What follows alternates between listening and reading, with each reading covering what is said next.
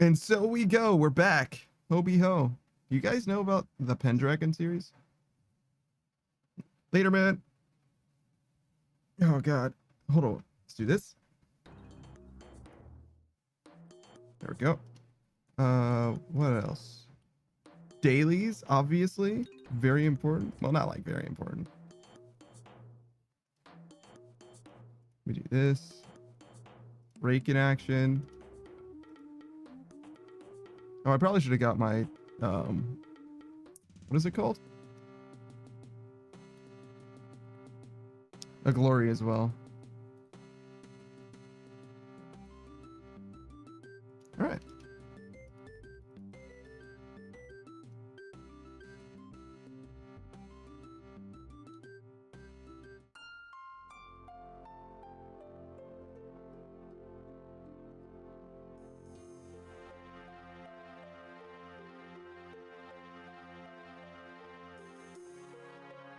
Yeah, huh? Nice 130k mage. How's this doing? Not the best. That's okay. Oh, wait. No rush on that.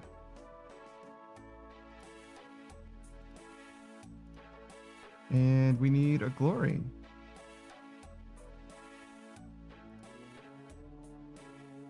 I guess I do have home teleports, so I could just do this.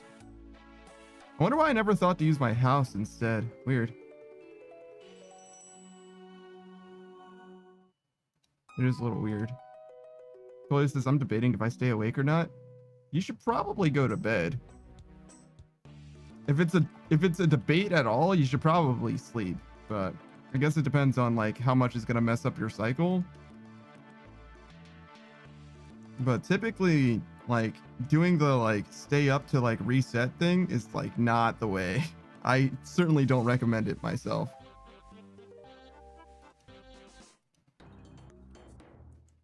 All right. How's this? Good? Everybody good?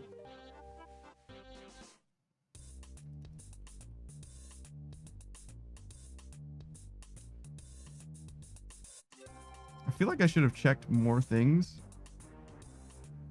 But I think we're good. I think we're just fine. I think we're just going to knock out another, like, not quite 200k fishing experience. Just squeak that in there. Get one more level. 94 fishing. Honestly, not the worst, but definitely doesn't feel like we're, like, there, you know?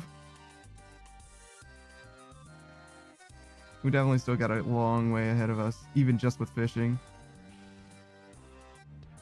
Yo, where's the green spot? There it is. Usually I feel like I get like maybe 14 at most. Not even 12 is what I would have expected. I think we're going to finish our inventory with just this green spot. And it's not even close. God damn. I wonder if the fishing level actually matters to like affect that. Well, this is, I mean, I'd agree technically, but I need to make a very important call in like 5 hours. Well, as long as you're not going to like oversleep somehow, I don't see it being a problem. And honestly, like, I don't know. Depending on how important the call is, maybe getting the sleep is even better then. I don't like oversleep anything. I haven't overslept in a long, long time, I feel like at this point. My schedule's so like consistent, so rigid, you know?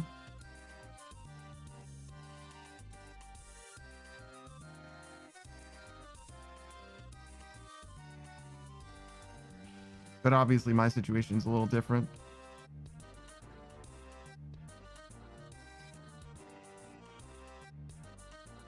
You guys might be mad if I don't stream. Probably not even. Probably be like, he's probably sleeping.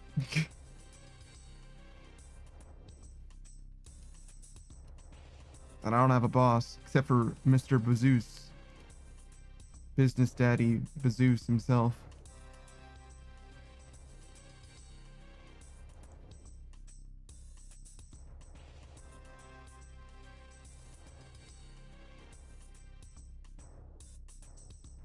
I imagine you were telling me more than just that. Koya says, I'm playing this game, oh? And Koya, what's his name, oh? But yeah, I don't know what that means. I'm sure there's more.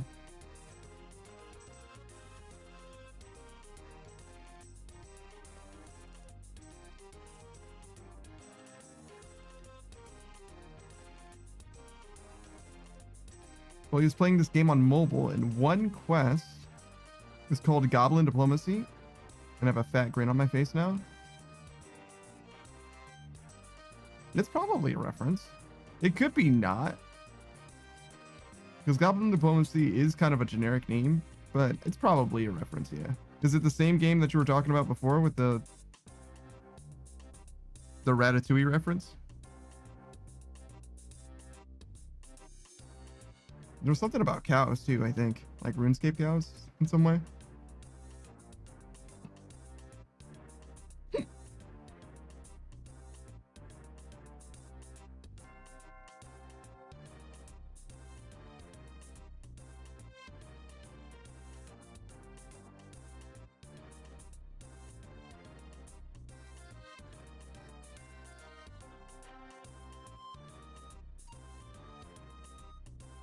Oh, I should add this so you can see.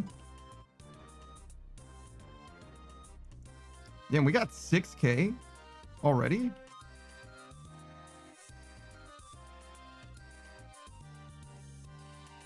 I guess that would only be 1K per minute, so it's actually not that good. Yeah, so I guess I shouldn't be like impressed, but I don't know. It feels fast. Because 1K per minute is only 60K an hour.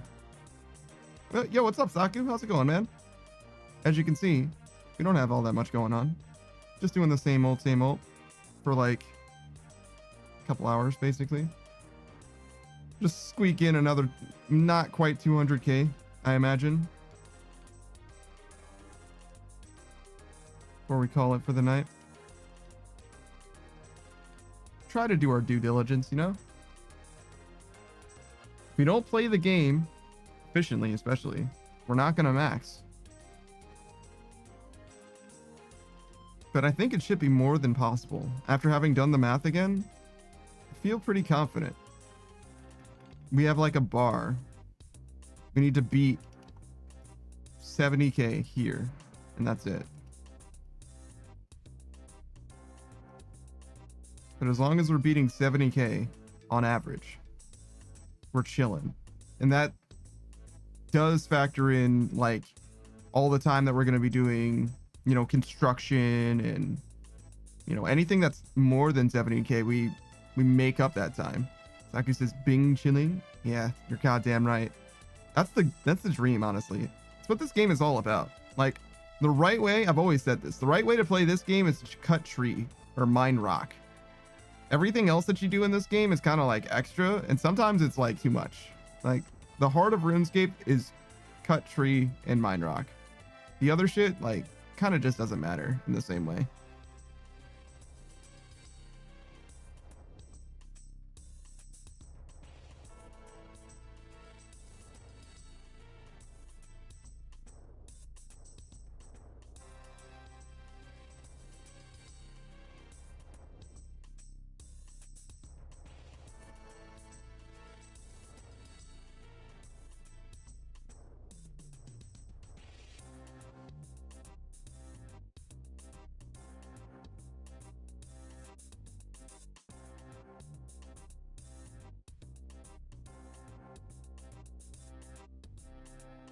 I'm just imagining this game without skills, like not like without skills in general, but without like with only combat skills. Good lord, you know what I'm saying?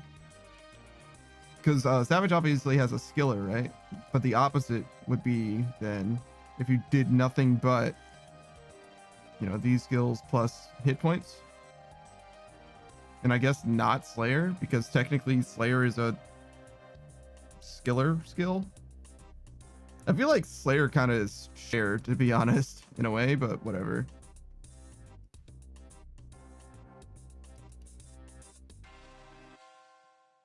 But yeah, just maxing combat. be a very interesting way to play the game, or it's a very interesting end state for you to be in the game. But the problem is there'd be so much content that you just can't do because there's quests that give, you know, some kind of skill experience.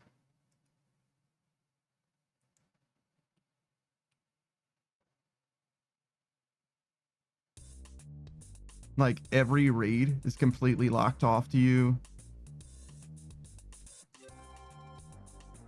Presumably. Maybe you can go to Corin. Maybe you can still do Cox.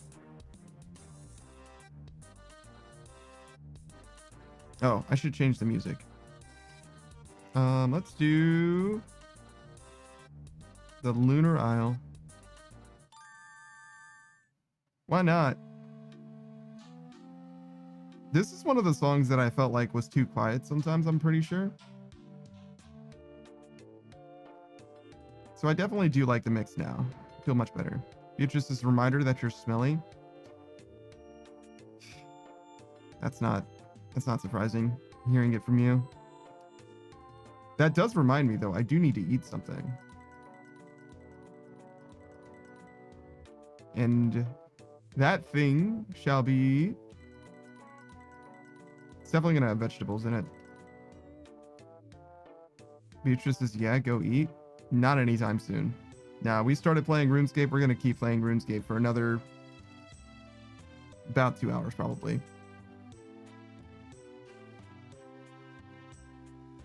But that does beg the question. What do we eat? It's probably going to be a chicken nuggets day. Doesn't have to be, though. I could do anything. The night is mine, you know? Nothing going on tomorrow morning. You can just fully fake it. I don't think we're going to go crazy, though. I think tomorrow we're going to do... like a chicken divan or something like that. Beatrice is why are chicken nuggets so damn good? I don't know. I think it's just because chicken's so good mostly. Bread is also pretty good. It's probably chicken plus bread is mostly it. Akataza says 99 fishing soon. I can feel it. Soon? No. But before long, yeah.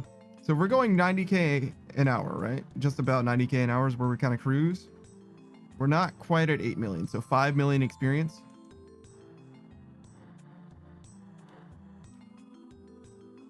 We'll say 5, right? 5 million. That's that many zeros over 90k.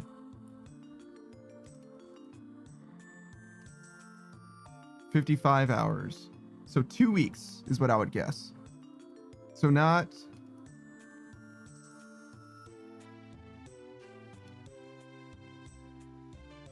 Not this week, not next week, but just after Saku maxes would be my guess.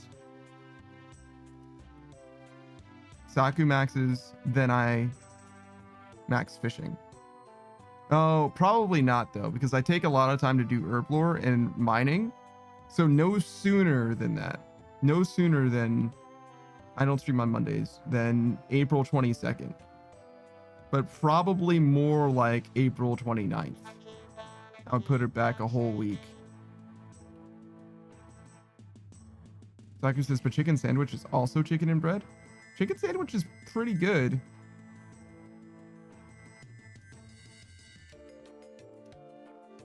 It's fried chicken and bread is the thing. That's why chicken nuggets better than chicken sandwich. Beatrice says, I'm pretty mad about chicken. That's crazy.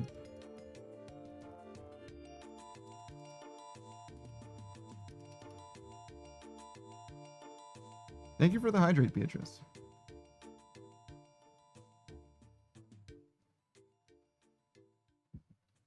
Akatasa says nuggets are superior. I agree. I think it's because they're fried. I think it's that's really what it comes down to.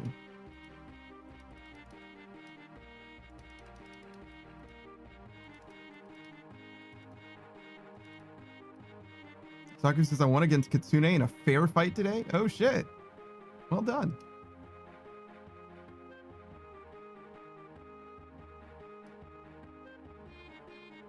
Okay, so I had a dream Well, dream? It wasn't a dream. I woke up from a dream, from a nightmare actually, this morning, right? I mentioned this in the Discord as well. And when I woke up, I swear I saw like this like weird like floating orb type dealy next to my bed. Like next to me enough that I was like, oh god, that's a spider and I don't want it to land on me. You know what I'm saying? And so what I did was I avoided it and I kept my eye on it because I thought it was a big old spider. It looked kind of like a spider holding, like, if I had to guess, a drop of water that was about the size of a quarter. I say a drop of water because it was like clear. I say it was clear because it had like a glint in it. The glint of like my AC unit or something, right? And I stared at it as I went downstairs, right? But I broke line of sight as I turned the lights on because I wanted to be able to see it better and also to do something about it. But it was like floating in the middle of space and I like walked around it on my way to the stairs, right? But when I turned the lights on, there was nothing there. And I was like, what? But I like very clearly saw it, like being awake and everything. Like I woke up and then I saw it and I stared at it and went all the way downstairs and flipped the light switch then. Like I definitely saw it. And I think what had happened was I looked in the direction of the light bulb, right? The light switch that operates that light bulb. I looked basically directly at that. So I'm thinking that I saw the light bulb with its like curly Q filament. I got one of those compound fluorescent lights, right? And in that curly Q bulb, it's actually not a filament, it's the bulb, right? I probably saw the reflection of that AC unit light. And when I was thinking that I was like walking around it, I must have just been like tripping, like fully wrong about walking around it. Like that's how I'm demystifying it. It's like I just saw a light bulb with a light reflected in it. It's weird to me that I could see it so clearly, being that it was dark. It was like 5 a.m. Sun had not come up at all. I mean, I've never, in a dark room, you know, at night, I've never seen something as being clearly transparent before. I feel like the room typically is more illuminated for that. But that happened to me.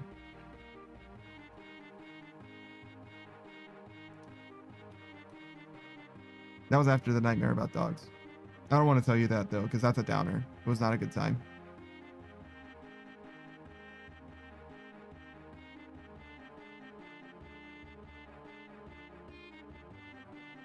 Do you guys, when you dream about stuff, especially like nightmares, do you often wake up, not like wake up in the dream, but I'm saying like when you're in the dream, do you live in a house that's different than the one that you currently live in?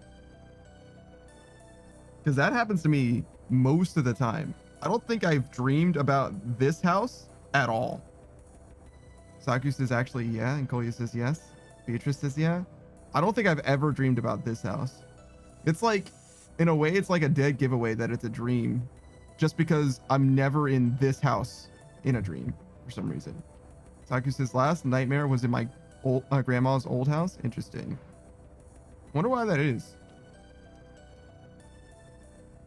Because I haven't been to like most of the houses that I dream about, I haven't been to in like more than 20 years, something like that.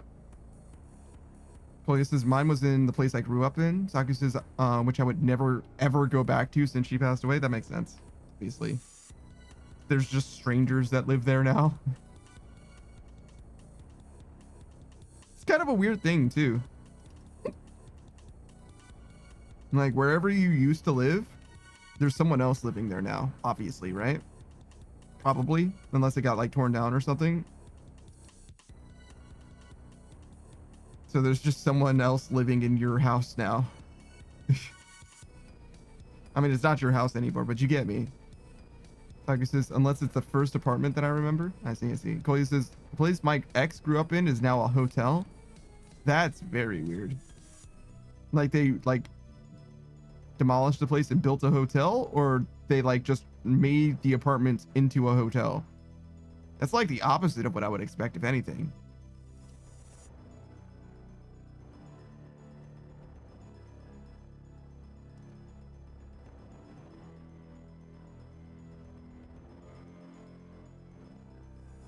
But yeah, it's not like a problem, but it does weird me out that it never seems to be the right place. Beatrice says, okay, I added frozen burritos to my cart. What other panda thing should I get?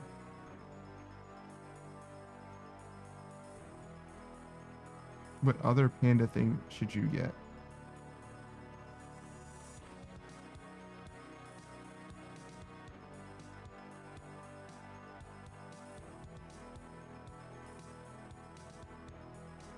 It's something that I eat that most people probably don't eat.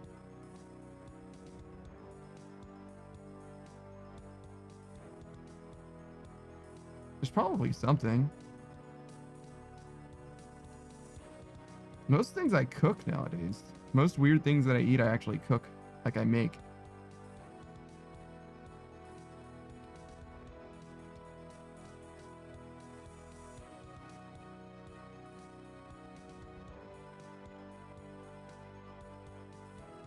How about trail mix? I like trail mix as a snack. That's a little different. It's a pretty common snack, but most people who have trail mix, I think, eat it outside rather than at home. Saku says they bolted a metal fence in front of every patio on the building. That's crazy. Like to like stop people from going there? Well, this is the hotel was right beside, and they bought it and made luxury rooms where you basically have an entire apartment. Oh, interesting. So it's like a penthouse kind of. That's interesting. Akadasa says, wait, oh yeah, Panda, I got those today. They're decent. Oh, the El Monterey's or whatever. It's mostly that they're cheap. They're good for the value is the main thing. They're very cheap. They're like less than $4 a pound or something. And that's one of the cheapest things that you can get, especially like in the frozen food aisle, for example. Beatrice says, what flavor? I'm getting beef and beans. Saki says, super unsafe thing to do because if there's a fire, because now the people, which were mostly old, won't be able to escape through the patio that they otherwise could easily slide open. Yeah, that does seem very unsafe. Saki says the dude that was in the apartment on the front of the building decided to cosplay as a prisoner and even cuffed himself to the metal fence. Wow. That's crazy.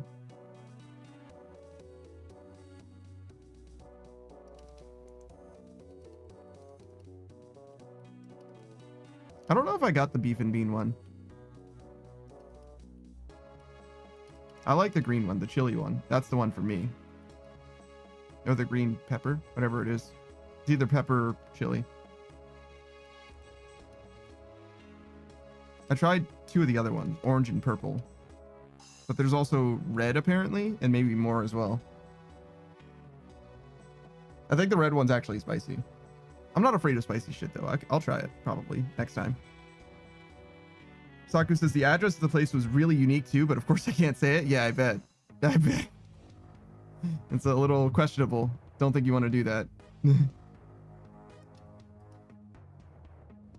Even if you're never going to go back there, there's a little too much history there.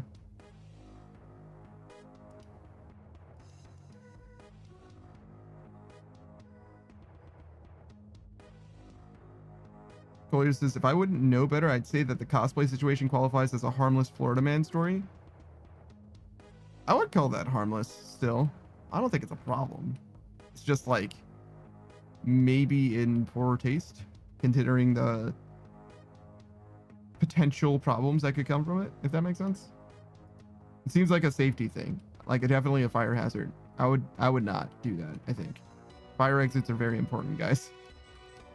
They don't matter at all until they matter a lot. Saku says, I think the guy was trying to pass a message. Oh, like maybe he was trying to say that it's unsafe in some way. Or maybe that it's like not a great place to put people. Like if it's like a retirement home sort of deal. Like, hey, you shouldn't put people here. It's like a prison. Boy says, I mean, just the guy being harmless. Yeah, I don't think it's like a problem. I think at most it's a statement, and the statement might be in poor taste, is what I'm saying. So I guess it's like the metal fences look like prison grills. And yeah, he's harmless, of course. Yeah, I thought so as well.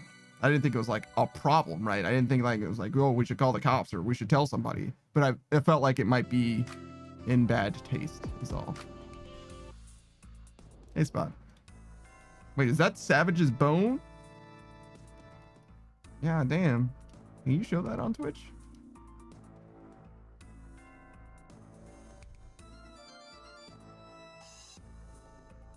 Did you guys see or hear about maybe that Reddit post where somebody like posted a picture of their dog, but they censored the nipples of their dog? It's fucking weird. Beatrice is damn giving that out pretty much for free. Yeah, basically. Boy says, wait, what? Yeah, isn't that weird? Saku says, like he put on the cuffs, but he was still able to take them out. Take the cuffs off when he was done. Yeah, of course. Can you imagine committing that hard to a cosplay? Like you actually handcuffed yourself and you're just stuck? So someone helps?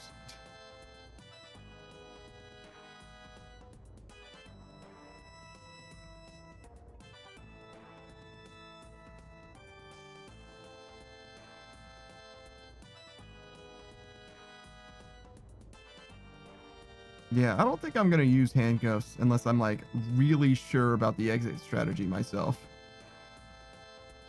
Doesn't seem like a good call. I don't want to be in that situation. Especially if your hands are handcuffed together, or worse, if one of your hands is handcuffed to a like permanent structure. Cleo says, I can imagine people doing that. I could not imagine doing that to myself. It does take a lot to handcuff yourself, like both of your hands to something. It takes a lot to do that. And like, you know what I mean? Like you definitely saw how bad you fucked up coming.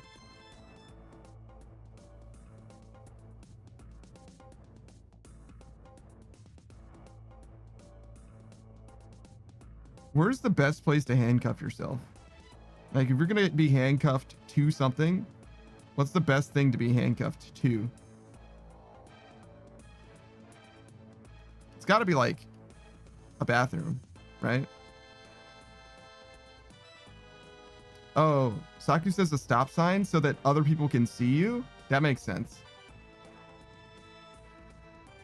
I'm thinking like if you're going to be trapped there for a long time, a bathroom is like way better than like having to designate like, so you're trapped, if you're trapped in the post-apocalypse, right, to a stop sign, right? First of all, you're outside.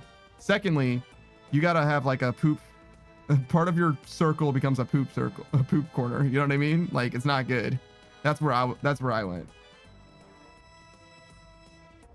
Like if you're going to be there for a long time, toilet helps a lot. Beatrice says, bro, that's weak shit. Shit in the open with everyone watching for your cause. That's crazy. Beatrice wants people to watch her poop. Chloe says people glued themselves on roads and they needed to be rescued and ended up with parts of the road stuck to their hands and ended up in the hospital. So people definitely also got themselves stuck to a place with handcuffs. Definitely, yeah. Beatrice is, that's not it. How dare you Beatrice me? Wait, so you don't like it when I do the thing that you know that you do to other people? That's crazy. Saki says, I almost got my tongue stuck to a stop sign once. I tried to lick a frozen stop sign as a kid because I'm stupid. Have you not seen A Christmas Story? Or did you do it because you had seen A Christmas Story?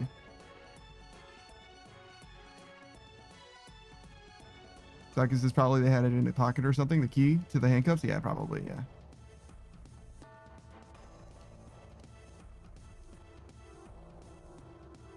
Koi says Saku is a cartoon character. And Saku says I did not, or I did, and the story didn't show that. Interesting. It's a movie called A Christmas Story, I think. With like Ralphie and stuff. What is it? It's like the Red Riding 100, 9000. It's like, it's a BB gun that he like was really excited to use, and he heard that he might shoot his eye out. It's like a whole thing. Maybe it's an American thing. It probably is. It's definitely a Christmas thing though. I don't know that I've actually heard of like cartoon characters or anything getting their tongue stuck to poles. I know it's a bit of a trope,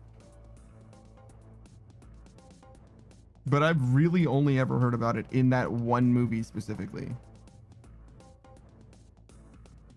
I can't think of any other time where I've experienced that specifically happening, you know? It does seem like an Ed, Edd and Eddy thing, though. I'll give you that. I don't know if that happens in Ed, Edd and Eddy, though.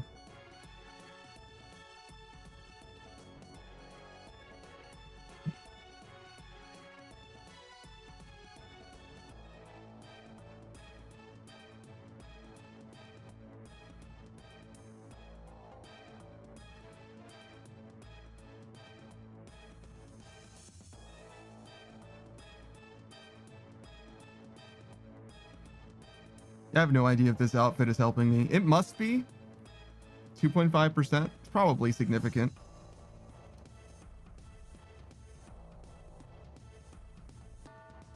I'm definitely not going to get the carpentry outfit for construction. That's not happening. I got like the bottom half of the mahogany homes, and that's fine. We'll use that, but we're not going to do the rest. It's not worth the time investment. We're not going to get the time back or the money back. I mean, we would get some money probably out of it technically, but it makes way more sense just to send the rest of my construction levels. It's fine.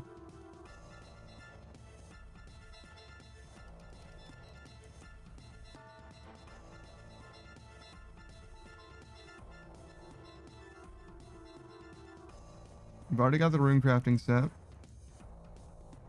There is no fletching set. I don't know if we have the Winter Todd set yet, but we will get it before long. Technically, we have the herb lore set, if you want to count the necklace and the goggles, I guess.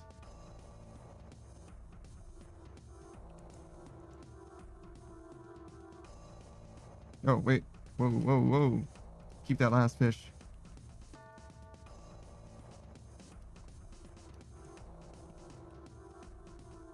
Mining set's good.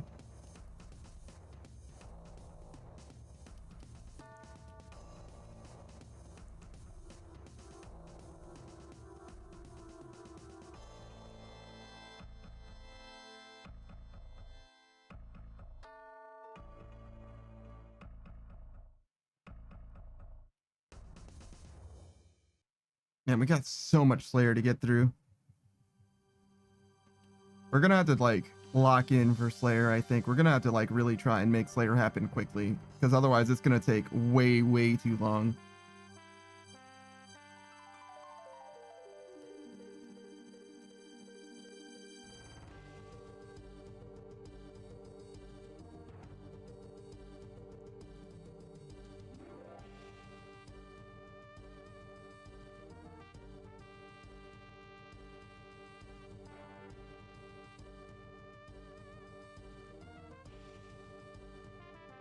Sure, I'll take 2.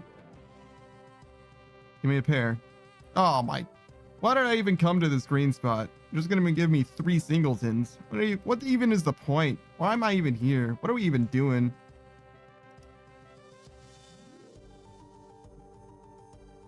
So I'm pretty sure the 3rd Spider-Verse movie, if you guys didn't know, it's gonna come out in 2027, which is entirely too long from now, but it is what it is, I guess.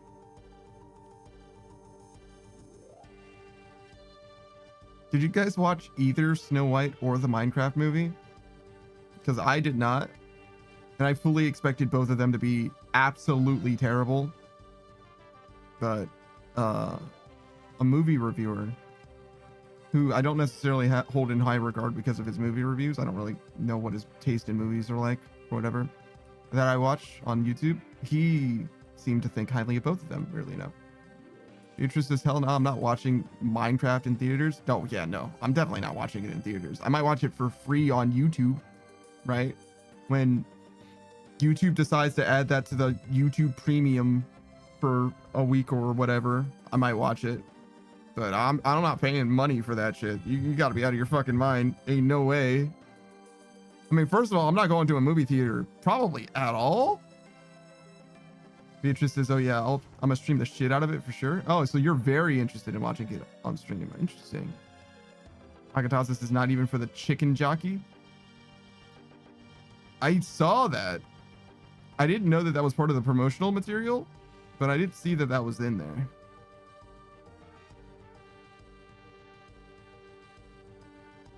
But yeah, no, I don't. First of all, I don't even like have a strong relationship with Minecraft to begin with. Beatrice's nitwit villager is. I can only imagine.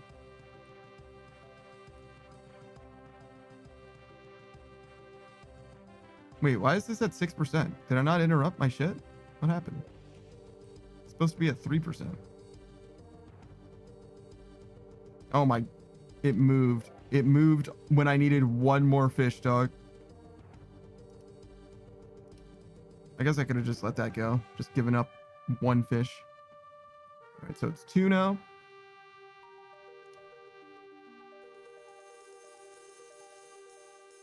Let me stab. We don't kill. Very important that we don't kill here, so that we can drop off the rest of this fish and get the rate for it.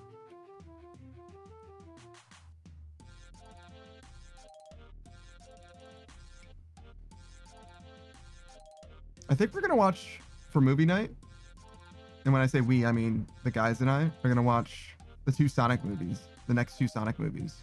We saw the first one, and honestly, not only did I like it, but it seemed like it went extremely well for the group. Like, we all had a pretty positive experience watching the Sonic movie. So I'd be very surprised if we don't end up watching the other 2 as well, just to see if they're anywhere near as good. We watched the first Kung Fu Panda and had a very similar experience. Like, we saw Kung Fu Panda 1 and we were like, whoa, this movie was actually good. What the fuck? Beatrice just hit me up when you guys watched the 3rd one. Maybe. But yeah, we did not like Kung Fu Panda 2. Savage missed Kung Fu Panda 2 specifically. Laurie swears by that movie, and I don't know why. I've seen it from start to finish. That movie is fucking ass. That's not a good movie at all. I think Kung Fu Panda 3, though, is pretty good. I enjoyed that one. Maybe not as much as the first one, but definitely it was a thumbs up from me. And for whatever reason, she didn't like the 3rd one, which seems fucking so wrong. And the 4th one is, I guess, if you like Aquafina, is that what her name is? I know that's the name of a brand of water, but her name is actually similar to that, unironically, if that isn't what her name is. She is in a lot of stuff, and she has like a very similar, she's kind of typecasty, kind of like The Rock, even like Jack Black, a few other actors as well. If you like her, you'll probably be okay with it, but she's very much plays a very particular. Akataza, she's literally in everything. It's crazy. Yeah, I don't necessarily think that she needs to be in literally every movie. Same with The Rock as well. A few others too. Scarlett Johansson was in a lot of shit for a long time or a while as well. And also like what's her name? Not as much anymore, obviously, but Angelina Jolie was in a lot of stuff for a while.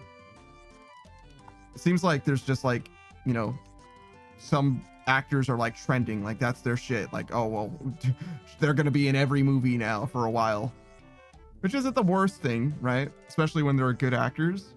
But some of them are also like very much played to type or whatever, or like typecast.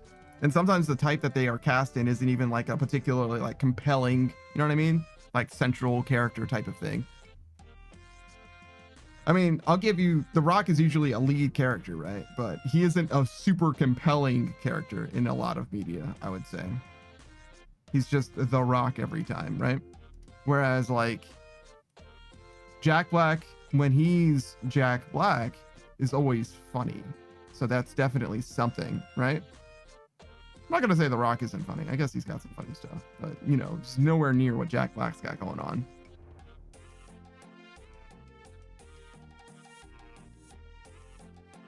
Like, I'll watch a movie with Jack Black in it. Like, I'll watch a movie with Jackie Chan in it, right? Like, oh yeah, no, it's gonna be a, like a Jackie Chan movie, right? It's not gonna be like high art. I mean, the choreography probably for Jackie Chan movies is probably approaching high art, to be honest. But you know, I'm not gonna be like writing home about the narrative and the character arcs or anything like that. It's probably just going to be a pretty okay, whatever thing. But like the action is gonna be awesome, the choreography is gonna be great, and it's probably gonna have some very good, you know, slapstick comedic bits type shit. That's what I expect from a Jackie Chan movie, and I think that that's more than fine. So I guess it depends on what you're looking for from a movie as well.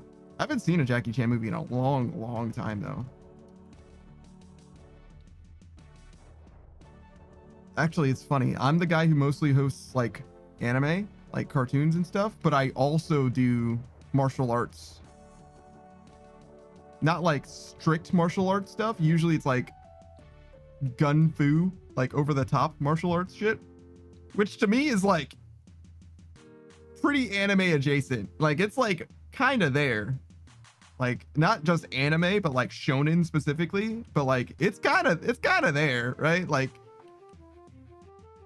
especially like fucking Shaolin Soccer and Kung Fu Hustle, they're like right there, dude. Like I don't know, man, that's like on brand for me. I think I hosted one of those but not the other. I think I just watched Kung Fu Hustle privately, like myself. I was like, you know what, I need to watch Kung Fu Hustle again, and then I hosted Shaolin Soccer for everyone or something like that.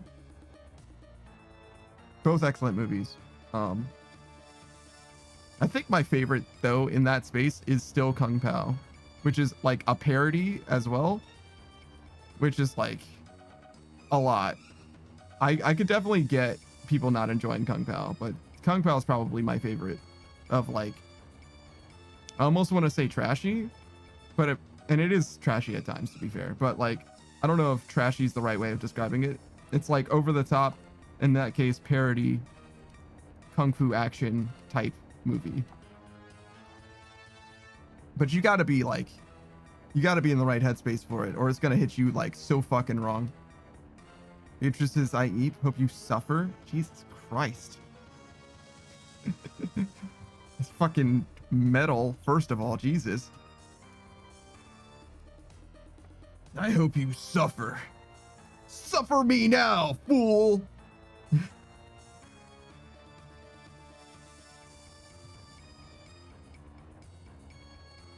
I suffer no fools.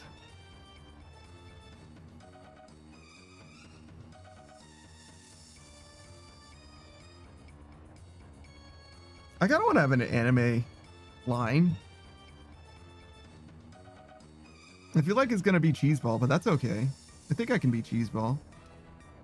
I'm an anime boy on the internet. You know what I mean? Like, nobody's going to take me seriously anyway.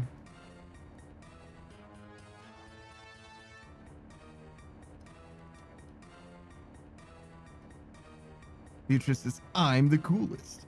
That's like Shadow's thing, though. That's not like actually my line. But I can do this.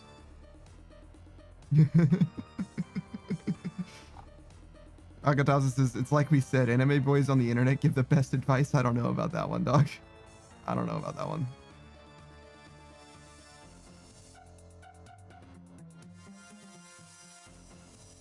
I might adopt this as my rate message. I'm the coolest like a fox.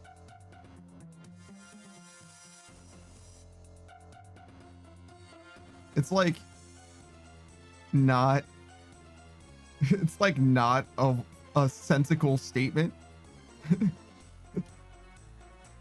but it works. It works for me. I'm also not a fox, but I think that's probably okay. I don't know. I'm still thinking about it. We might get there. Akatasis is like a frog. I would raid into Saku and say I'm the coolest like a frog. But otherwise, I don't think so.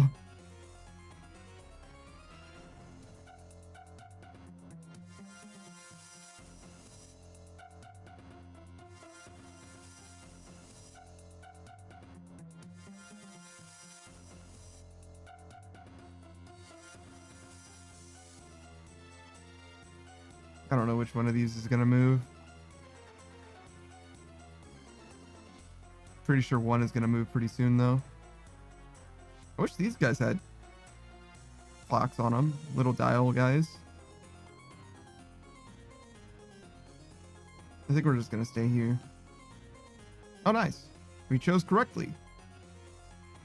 Fuck. Never mind. It didn't matter. Also, I should have gone, obviously.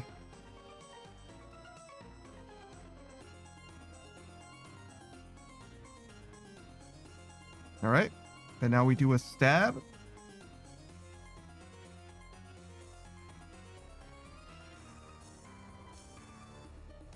I do like how active Temporos is. I feel like I can do this for hours much more easily than I can do like bank standing. I don't mind herb lore or anything like that, but it's a lot easier for me to just head empty, get through this, and, you know, hours go by. I say as we've been doing this for less than an hour, I guess, but still, I feel like it's much easier.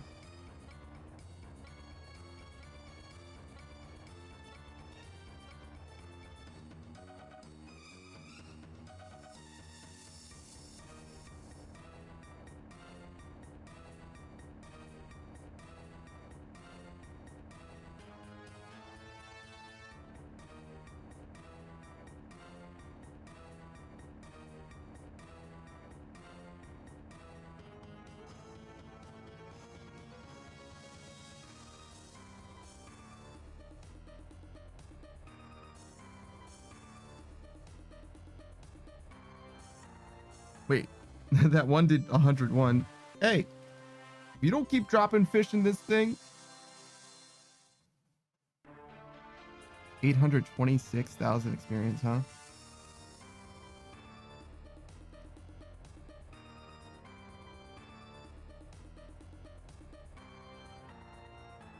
Yeah, we made it. I thought that we got to 94 before. I was definitely wrong. We only just got to 94.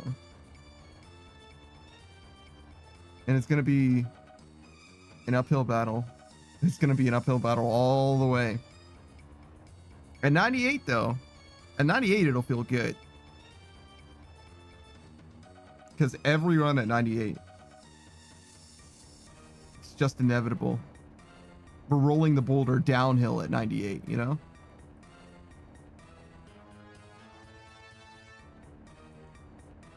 I don't think we need to be worried about fishing experience as well. I don't think we're going to get any passive fishing experience. So we're probably just going to send fishing all the way to 99. There's no reason to like, because obviously what I've got going on for prayer and woodcutting is I expect to get some prayer experience from doing Slayer. I expect to get some woodcutting experience from doing fire making. So I just stopped both of those before I finished.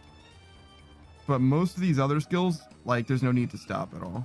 I stopped rune crafting specifically because I want to get Tears of Guthix experience here.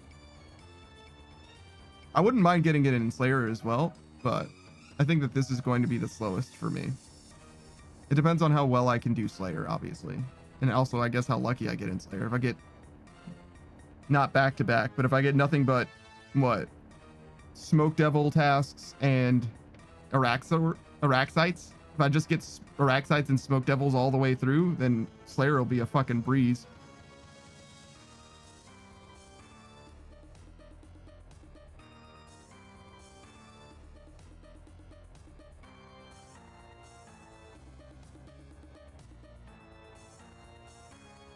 Hope Black Chinchompas goes well too. I've been very, very lucky in the wilderness so far, it seems like.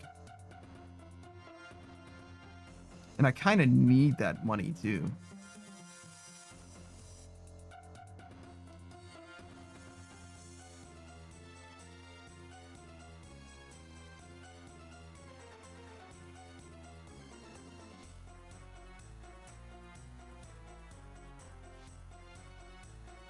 So we kind of need to make it happen, you know, like make it right.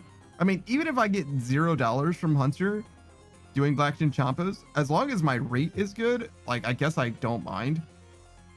But it would definitely be cool if I could make a good like 40 mil ish, somewhere in there is what I want. I mean, even just like 29, 25, somewhere in there, with just what I would get from doing Herbivore instead. Herbivore would be fine.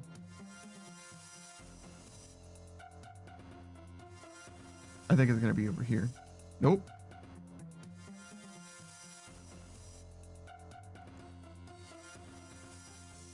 I guess that was a 1 in 3. It could have been anywhere.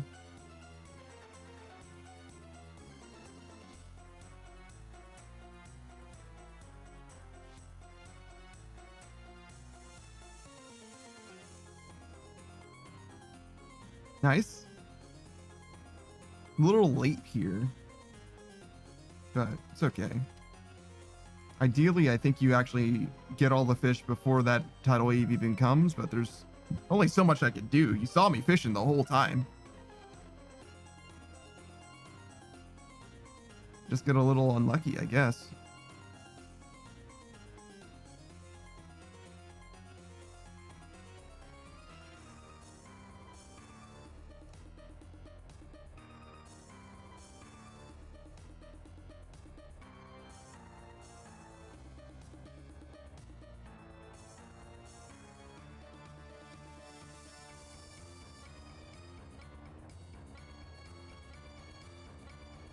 I don't know if I'm going to be able to do it. I think I just need to get 2. Yeah. Don't stand in that. Oof. If I lost my water bucket, I was going to be so fucking sad. I think it has smart targeting. A fire and like the tidal wave and shit. I don't think it's a coincidence that I lose my crystallized harpoon fish most of the time.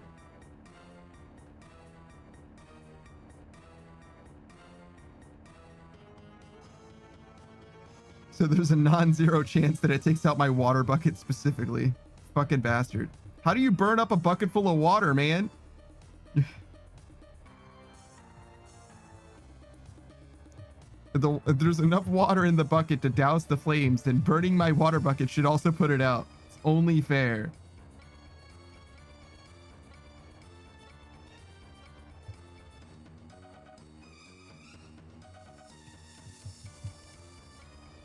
It's kind of funny that the stuff that they use to waterproof boats also makes them more flammable, right? Like tar and stuff like that, right?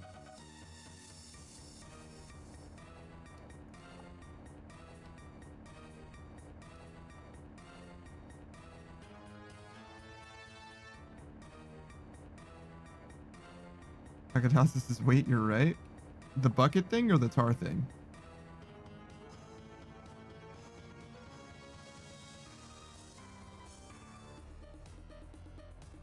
The tar thing? Yeah, I think so.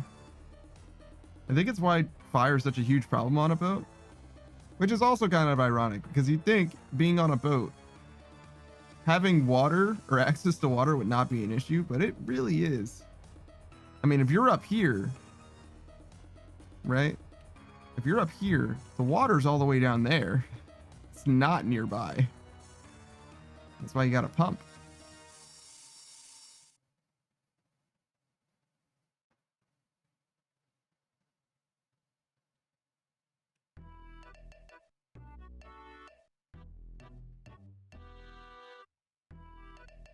It reminds me, I played through the entirety of Abandoned Ship,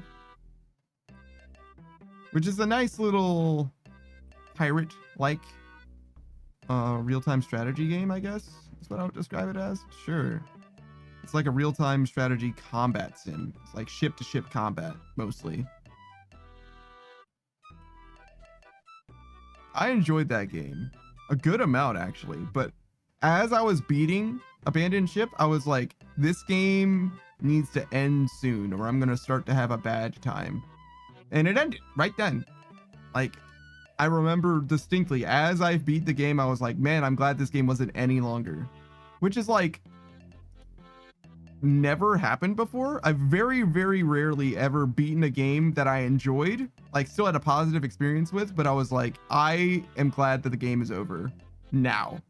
Because if it was any longer than this, I probably would not have a very good opinion of it. But no, it did a good job. It paced out exactly right for me. I did play it twice. Like I tried to play it originally and I got like 2 hours deep. And I like got hardcore, like, what's it called? Not a TKO. Total party kill. TPK. I got TPK'd and I fucking felt really bad about it. And I was like, man, I don't really want to play this anymore, man. I just start over. Like, fuck this. I didn't have to like start over. It's not a roguelike. You can just like continue, like pick up where you left off kind of. But it's like really similar to starting completely over anyway. So I don't know. To me, if you wipe, I don't really know if there's a benefit. Well, I guess you don't have to do the plot stuff over and again. But I don't really see the benefit of like starting from there rather than just starting the whole game over. But I guess it's mostly like plot progression because it did kind of suck to have to play through plot segments again. But yeah, no, it was a nice little game.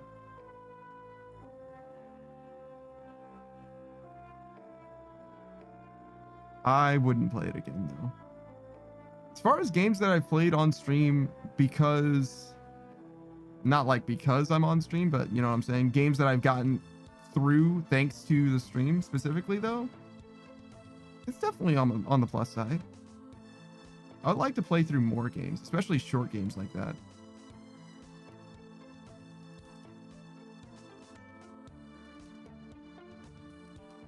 I think I can get through a lot of them, actually. Pretty fast. I think Abandoned Ship ended up taking me like... Actually, I should just look. I think it was very fast, though. 26 hours? Okay, so not that fast at all. That's like 3 full play sessions or something like that, at least. Well, but then again, I think I had like 8 hours in it already. But still, 18 hours. It's a long time. I thought it was like a 9-hour game. I played through all of Owlboy. Owlboy was not great. It was a good time. I had a good time with Owlboy. I expected it to be great because it looks fantastic. It's an excellent looking game, but like as far as like the way it played, I had an okay time with it. But there are other games in the space that I would recommend over Owlboy. Like Dust and Elysian Tale is like way older, but is way more interesting to me.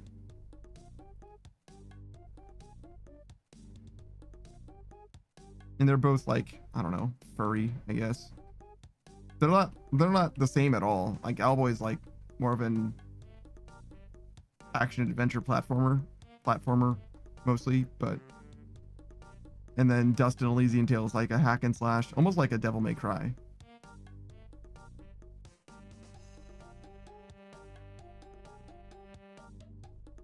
I shouldn't look at these games like I'm charting a course. I'm not going to play anything in my Steam library anytime soon. In no small part due to RuneScape, but even after RuneScape, I know exactly exactly. I have 20-ish games that I have like lined up. And I'm like, these are the games that I'm going to be playing after RuneScape. In mostly no particular order. But like, I'm definitely going to play through probably all of them before I play through anything else. Unless there's like a new release, whatever.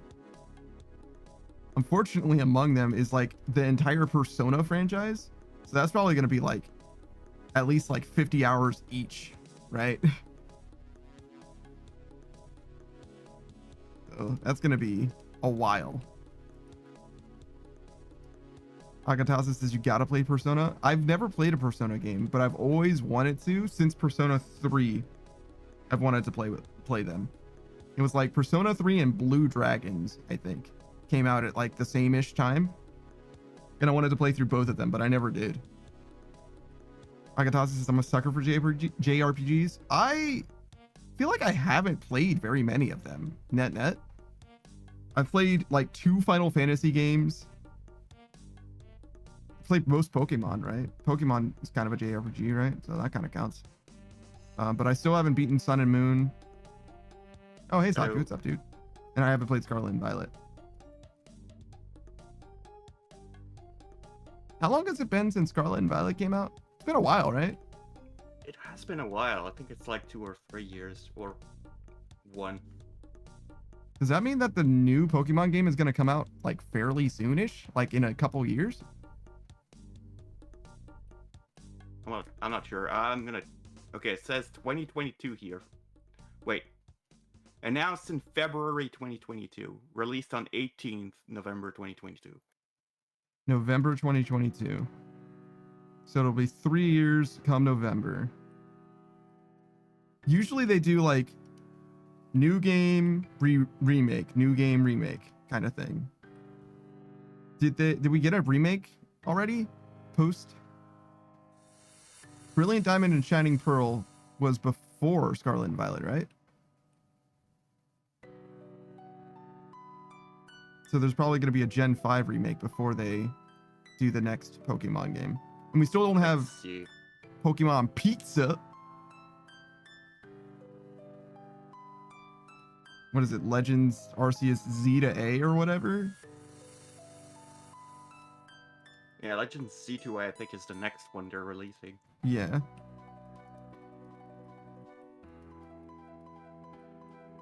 Also, we knew about that before the Switch 2 was a thing, so is it gonna be on the Switch 2 or is it gonna be on the Switch? Is it gonna be on both? I'm assuming it's on the Switch 2. It better be on the Switch 2 and not on just, or not. I don't even want it to be cross-platform, I'm gonna be honest. I don't even want it on the Switch. Just put it on the Switch 2. Sell your new console. And I'm glad that Nintendo decided to go with Switch 2 instead of fucking... The Switch case? Nah. You know what I mean? Like they went from... What was it? The huge success that was the Wii to the Wii U that no one knew even fucking existed somehow. Wee woo, wee woo. Yeah, that was a mistake. And I think that they learned that that was a mistake. Just call it 2. Agatasa also sounded off at the Wii Woo. Do you still have more Pokemon in your future, Saku? After Pokemon Scarlet. No, I mean, like, is there more in that game, or did you beat it? I am completing the Pokédex. Oh my god, you are? We're going back. Damn. Is that going to be a lot, or is it easy? There is a lot. And I don't think we went through a lot, although some of them are evolutions, so that does help. All right. It might be quite a while before you finish then. I've never completed a Pokédex before. We went to the area that I cannot talk to you about because you're probably going to play the game. That's the plan, yeah. One day. That's the unfortunate thing is like I've got some games that I'm pretty sure I'm gonna play on stream if I'm just buy enough time. And I did actually play like Dark Souls 3, right? I was pretty sure I was gonna do that one, and I did. Pretty sure we're gonna do Elden Ring, and that's like almost guaranteed to happen soon after RuneScape as well. But we're gonna carve out some time for Persona as well, I think. I think we're going to do Persona in the order of 4, 5, and then 3, because I got the remaster of 3, rearmed or whatever it is. So it's kind of like in the order of quality of life, if that makes sense. Oh, speaking of quality of life, I didn't get Dragon Age the Veilguard, but I do have every other Dragon Age game. Hmm. Akataz's That's the order I played him. Oh, interesting. Okay. But yeah, I don't have Veilguard, but I do have the other Dragon Age games. And Dragon Age, the first time, Origins, I actually am a big fan of. That's a CRPG, not a JRPG, but a CRPG. That's that Diablo. Well, not exactly Diablo because it's a party. It's Baldur's Gate, which kind of like Baldur's Gate 3, but it's a little more classic than that. But nonetheless, definitely looking forward to at least that one. I think Dragon Age 2 is kind of bad, and then Dragon Age 3 is kind of like an uptick. And I think the fourth one is Veilguard. I think there's only 4 Dragon Age games. Let's see, do I have them like just here? Dragon Age 1, 2, 3. Yeah, I think that's true.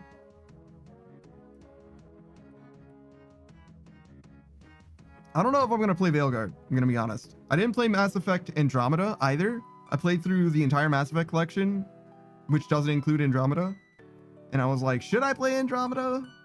Because it's like well known to be bad. But I like to inform my own opinion on stuff, you know. And as I was like, I think I was wrapping up Mass Effect 3, something like that. I was talking to somebody about it, just some random person in a Twitch chat, and they were like, I played Mass Effect Andromeda 2 months ago, it's bad. And I was like, okay, well, I mean, if you played it in the year 2024, you probably will know if it's good or not. But I still don't have an opinion myself on it. That's the problem. Especially when it's just like a person that I don't even know their taste in games, like to know if they even will like the things that I like.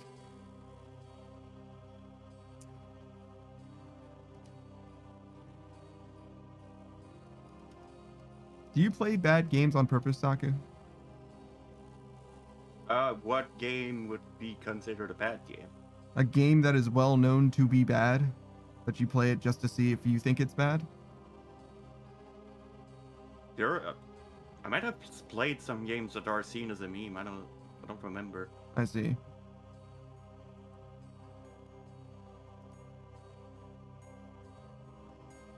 I don't know if I care what people think about games, but I tend to be quite aware of like the reception of a game, like critically. And I don't think it's very often that I play a game that is like known to be bad and I'm like, actually, I enjoyed it. It doesn't happen very much. But I am curious. And usually a lot of those games are not long enough that it's like that much of an investment. Maybe I did play such a game, but it was definitely not on purpose. I see. They were MMOs. Mm-hmm. Yeah, I played a lot of MMOs. Usually just like with the guys, we play like, 2 or 3 days or whatever, and then just like never play it again. Yeah. Which in a lot of ways is like the right way to play most MMOs. Most MMOs are not worth your time long term. They're good enough to like futz about for a while, but then you just like move on. But I did play Guild Wars 2 all the way through to endgame, technically. I don't know what kind of endgame it actually had. It didn't feel like there was stuff, and it didn't feel like dungeons worked in that game. Like, it was very weird. It felt like they designed the game generally around like a certain design principle, and then they just added dungeons from like any other MMO with like tank roles and stuff like that. But you just don't have like taunt abilities. You know what I mean? Like, how do you stop the enemies from like just like murdering? And like, we didn't have like a fucking healer either, I don't think. It was very weird. It was very, very weird. It didn't feel like, felt like scabbed on, you know? played a game called Tree of Savior simply because it had a similar style to Ragnarok Online, Oh yeah. or at least the first Ragnarok Online, because Ragnarok Online 2 is not Ragnarok Online. It's World of Warcraft with the RO skin. Sure, sure. How did you like? What did you say? Tree of Savior? I should have stopped playing way earlier. You were like, this game isn't good, but let me see. Maybe it'll It get. had red flags all over Yeah, it. gotcha. And one of those red flags was it took them 6 weeks to fix a game-breaking bug where if you're in a party and you enter a quest cutscene, every party member becomes frozen. They cannot move. They can not even move after they use a warp stone, which is something that teleports you to the start of the map just in case you get stuck somewhere. Damn. And you have to relog to remove that state. Awesome. Awesome. Yeah, that's 6 weeks. yeah, that's a long time to have a game-breaking bug that bad. They added new costumes to the game. That's literally all they did one patch. The world map stops working. Yeah. Yeah, that's a big thumbs down for me, dog. Still a closer spiritual successor than Ragnarok Online 2. Despite it being obviously broken. All right, fair enough.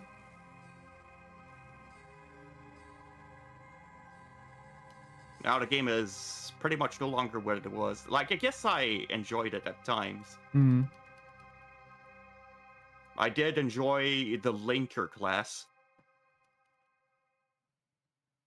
Yeah. which lets you cast a spell called Joint Penalty, Mm-hmm. which links mobs together and they all take the same damage whenever you attack it. Awesome. Awesome. Have It you also had Hangman's Knot, which lets you pull them all together. Okay. So if you use an AoE, you basically destroyed that mob pile. Yeah, yeah. Gotcha. Makes sense. Have you ever played Hades? Yeah. There's that bow that has that same kind of effect, the soul linking effect. Oh yeah, I remember. Mm-hmm. I used the homing arrow on the volley shot one.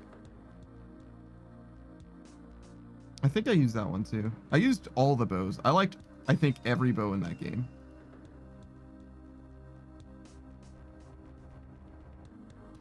In fact, And also, that game at least had a unique class system where you start one of 4 base classes, and as you progress through the game, you can add up to, at the time, it was up to 6 extra classes.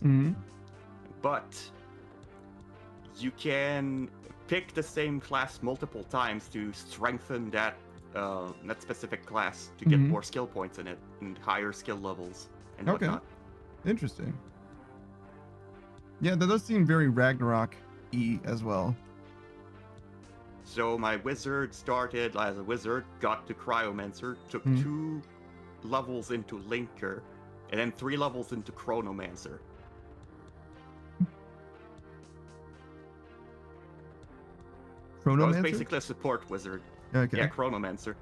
So a time mage. What exactly did time you mage. do as a time mage? You had buffs mostly for speed. Haste was one of the best buffs in the game. Okay. Like, it gave you so much movement speed, and everyone loved the Chronomancer, at least Circle 2. It was quicken for attack speed.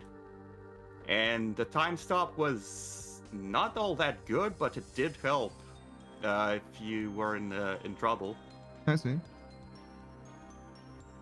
However, there's when you pick the class 3 times, you get access to a skill that reduces the cooldown of everyone that's affected. Okay. That is pretty good. Like, it instantly reduces cooldown by 25 seconds. That is a lot of time. Good lord. How long were the cooldowns in that game? It depends on the skills. I see, of course. Hey, Pikachu. And Pikachu says, you know, the crazy thing is I went to bed and woke up and you're still streaming? Yeah, we're only at 14 and a half hours, so we still got a little bit left in the tank. And there was also a skill that allowed me to reverse time, which could be used to revive allies or Interesting. revive the boss that we just killed to get extra loot. What? That is awesome, actually. It I've revived never them heard at of that. full health. Oh, But if you had a good DPS in the party, you could easily get that. sure. Extra loot, extra XP. Interesting. Interesting. Kind of like Echo in League of Lego, but obviously his is just on himself, not on other things. Pikachu says, I saw you organizing that factory back there. Pretty trendy. Trendy? I don't know about that. I definitely did my best, though. I appreciate it. I think we mostly have Saku to thank at this point, because he saved us from motor hell. Because it was... Motorola. Yeah, it was going to be bad. Hey, and you know what? Next time, maybe we might actually be able to start working on the nuclear stuff. Well, we did. We got the Control rods rod. running. It's true. It's true. We do have that. Motors are still going to take a while to restore. That's okay. We're working on plastic and rubber production anyway, which is kind of funny because I don't know if we actually need this plastic, just like before. Like we weren't using the plastic really before as well. And I think same now, we have much more plastic than we actually even could theoretically use. It's mostly just rubber. Pikachu says my factory is stalled at nuclear tech. Yeah. It's scary. I trust Saku though. He'll get it. I'm just gonna do what he says. Sir, yes, sir. I just want us to have everything ready before we do that. Mm-hmm. Makes sense. Pikachu says my plastic dumps into an awesome sink to prevent my brain from figuring out ratios. Yeah. Also to keep my power grid functional. Yes. I think that's very, very common. It seems like sinking things is like the main thing that you do in that game. And you hate, with a passion, anything that creates a liquid. Especially aluminum.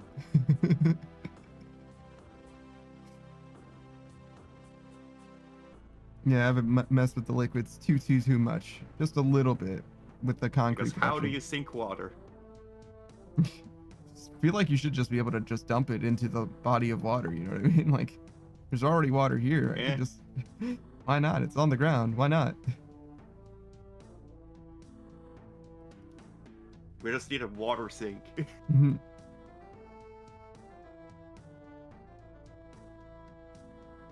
Came from the ocean. Let's return it to the ocean. Seems like it should be fine. I don't know. I also, in theory, you can do some stuff with it. Like what I was doing, right? The concrete production, water plus, what was it? Limestone? Just made more concrete than normal. But obviously you need to make sure that you never stop producing that limestone, right?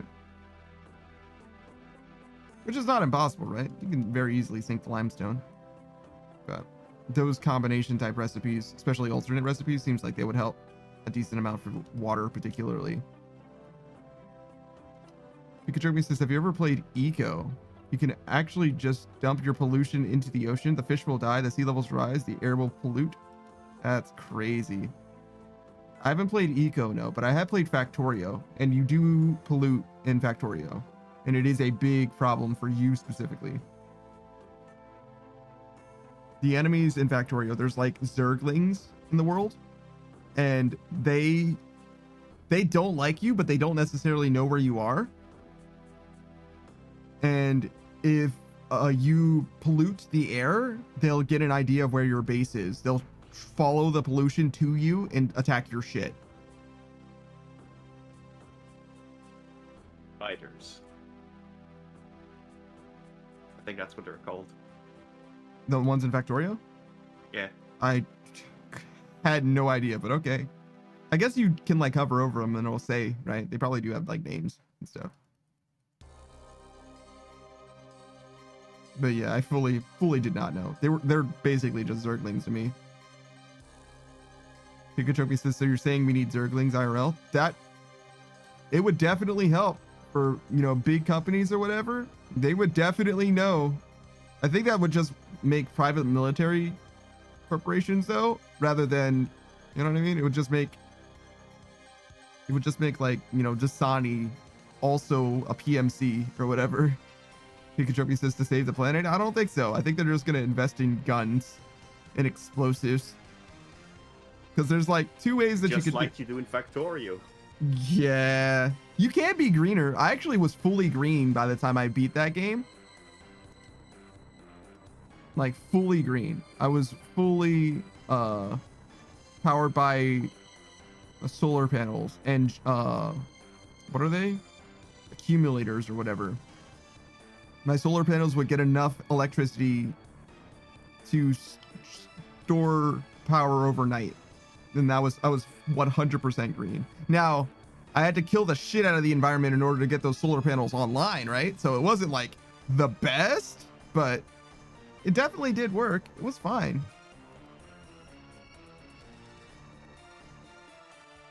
And in theory, I could have stayed there, you know, as long as I wanted to stay there, but I just beat the game. It was done. Pikachu says it'd have to be cheaper than like, it'd have to be cheaper to save the planet than to fight back. Yeah, there's no way. There's no way. But yeah, incentivizing green moves is definitely the way to go. And also it just becoming cheaper as the technology develops is the main thing, I think, that's like going to help in big ways. But like nuclear's always been pretty good. It just has a big upfront cost. And also you got to make sure you don't, you know, fuck up the entire world, right? Well, not the entire world. Fuck up, you know, county?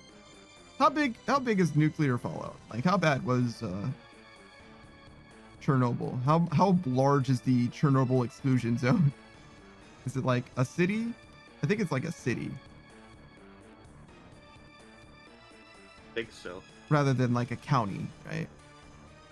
I mean, some cities are counties, but like, you know, we're not talking about Tokyo. The city of Pripyat, I think. Yes, Pripyat. Shout out to Kyle It's now Hill. a ghost city.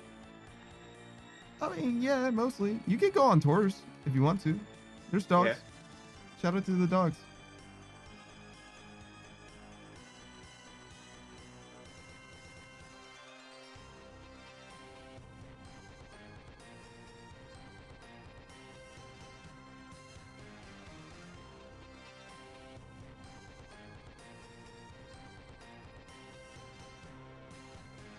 I'm not going to Chernobyl. Please don't. You gotta pay me money to go there, and a lot of money.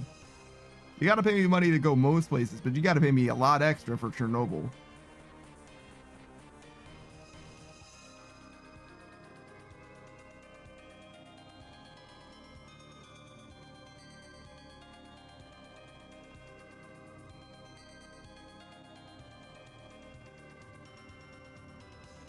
What's the most dangerous place that you would go for free on an all expense paid trip? You know what I mean? What's the most dangerous place that you'd be willing to go?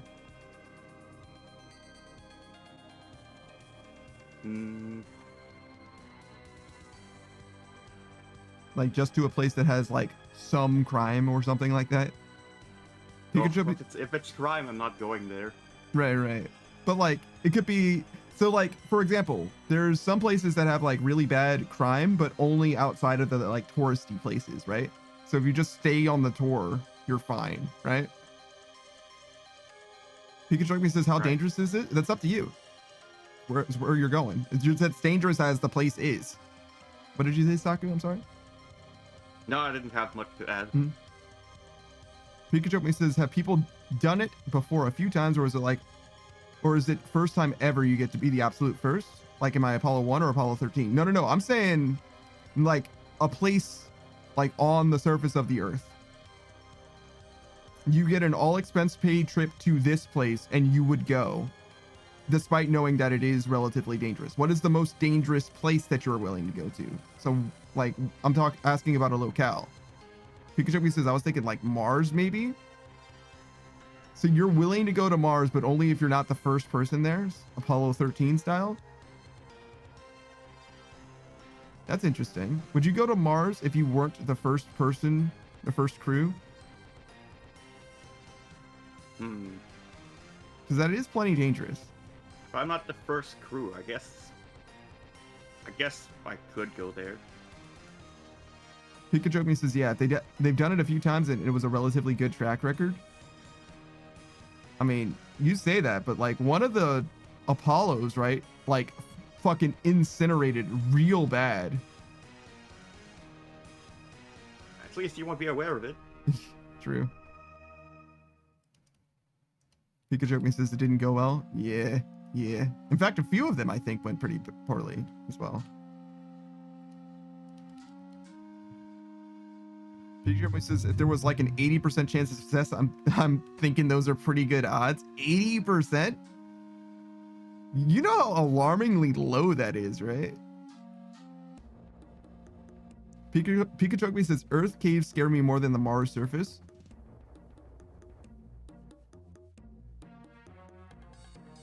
That's interesting. I think Mars is like the temperature gradient is so weird, like, and the atmosphere is so thin. I think it was Veritasium. I was watching the video. They were like, the surface of the planet could be like 22 degrees Celsius, and your head being 5 or 6 feet tall could be 0 degrees Celsius. The air at your head is 0, and the air at your feet is 22. That is crazy. Make a motherfucker want to lay down, promise you that.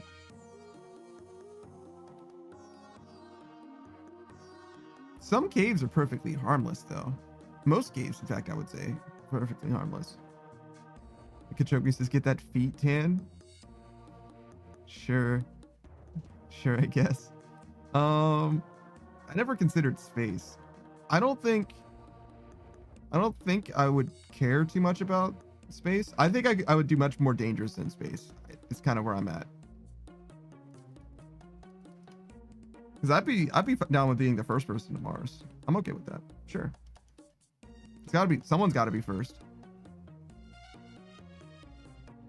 I don't mind being first.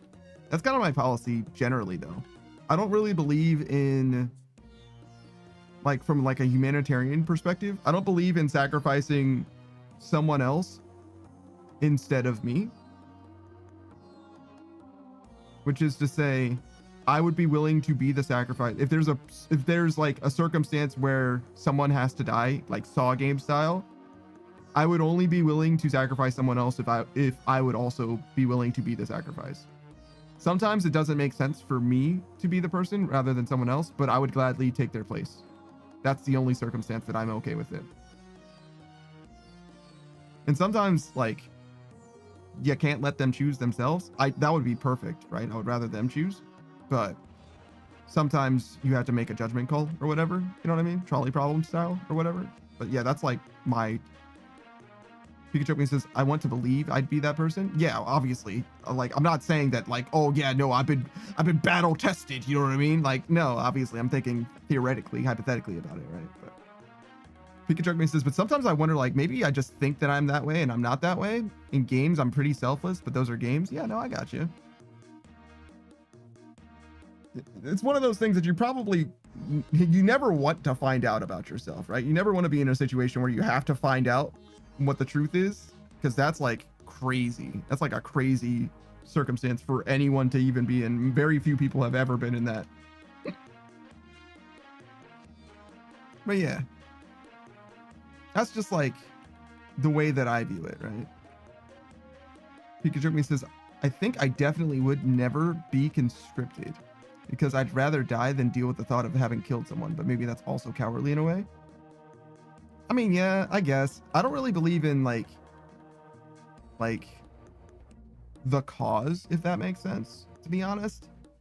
Because what like wars, when you're talking about conscription, what wars really are about, almost always, is some people, probably rich people in power, trying to insert their will over other rich people in power somewhere else. Like that's really all it is about. It's never really like for a good cause. At least in the vast majority of wars. There are no good guys in war. That's just not a thing. There's just people who are left. So I definitely hear that as far as like not being super interested in like being conscripted, but to me it's not necessarily like a guilt thing. It's mostly just like an interest thing. But you got to do what you got to do. And sometimes those benefits are pretty good. You know, you just trade trauma and probably physical debilitation. Well, not probable. A significant chance of physical debilitation and definite chance of trauma for some amount of veterans benefits. Congratulations. Good luck actually getting them, but you know, theoretically they're there on the tin. Pikachu says, I thought about this a lot with mad scenarios too. Like if everyone I know and love was destroyed, gone, I wouldn't push the button in retaliation because there's still just so much to lose at that point. I just mean like, I don't think I could look at another human and pull the trigger. I'd rather be the one who dies. I don't feel like I have that kind of problem, to be honest. I feel like I could probably do that. I get it though. I get it. I don't have, empathy has never really been like a very strong, to me it's like a rational, logical, like I'm gonna be like thinking through the reasons. Like for me, like the zombie apocalypse situation, like I'm not living through the zombie apocalypse. Like I'm not even motivated to try to live through the zombie apocalypse, because like, bro, that's way too much. You know what I mean? It doesn't matter what kind of zombies they are. I don't care. I'm out. Right? The zombie apocalypse could be over in 2 weeks because they all rot to death, right? And I would never know. You know what I mean? I just wouldn't find out about that. You guys would be able to just rebuild society from the, you know, 3% of humanity that lives through that or whatever, and it would just be fine. But I'm like, no, I'm not going through that shit, dog. Like I'm busy. I got stuff to do. Pikachu says, we dehumanize our enemies, but we're all humans. Yeah, no, the thing that you're saying about people is actually like pretty true for historical wars, as I understand it. The difference was they made the targets that people practice shooting at human shaped. Like that was the biggest thing that made it so that people were more likely to actually shoot accurately at people, is human shaped targets. I might have actually heard that from you as well. But yeah, like you just get people used to the idea of shooting at human shapes, and before long they're shooting at humans and it's just fine. Like crazy. But like, yeah, no, you just get used to, like, yeah, I probably killed a bunch of people. Probably.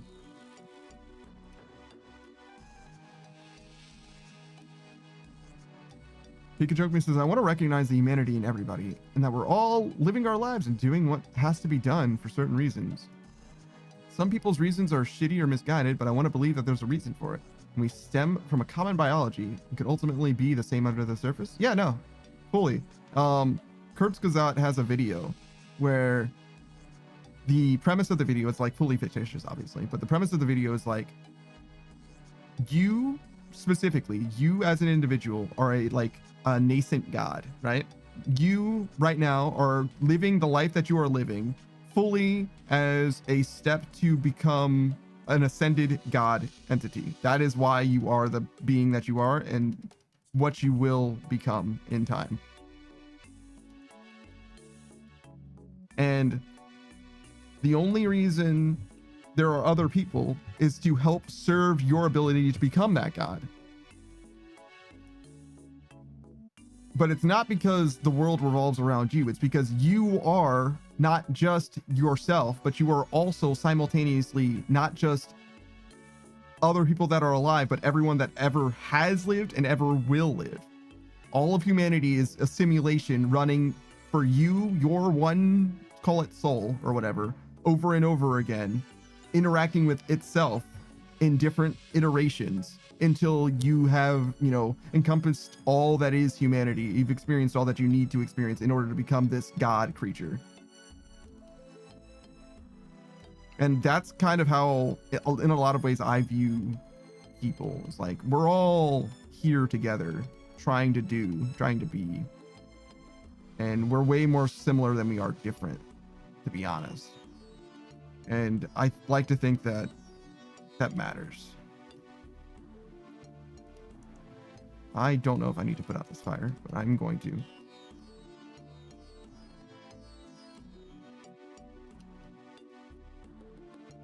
Pikachu says, it's honestly why I get super butthurt when people turn everything into an us against them mentality, because it's super regressive and doesn't recognize that we all have common problems and probably have similar interests. Yeah. Pikachu says, people of all cultures just want to goon to hentai games. I don't know if that part is true necessarily, but sure.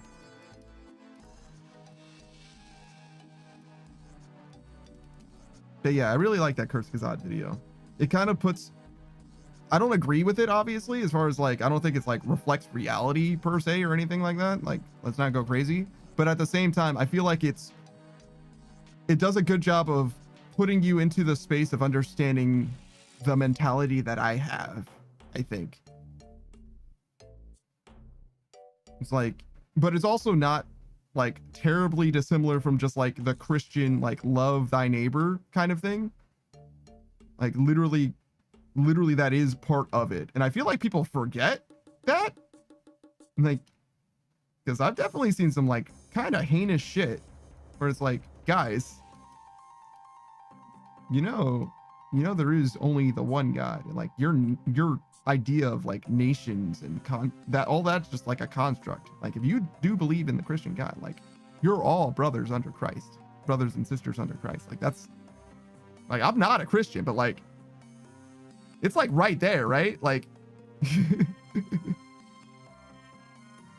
regardless.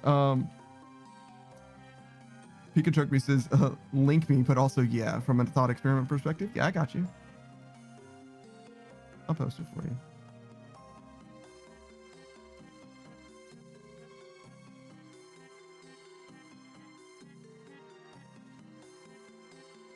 I'm sure I can even find it pretty easily. It's Kurzgesagt as well, so it's like gonna be a very well-known, or well-known. You get what I'm saying. It's gonna be a well-seen. It's gonna have like millions of views, probably several million, probably tens of million would be my guess. Let's see, is it one of their most popular? It is. It's not like top of the list. Whoa. Excuse me. Excuse me.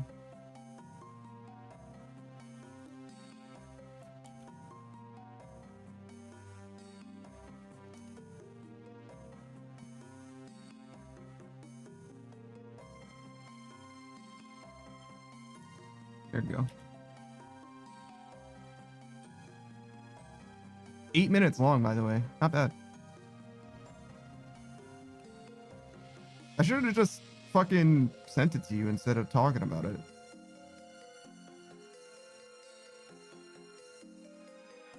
Am I not stabbing right now? What the fuck is happening?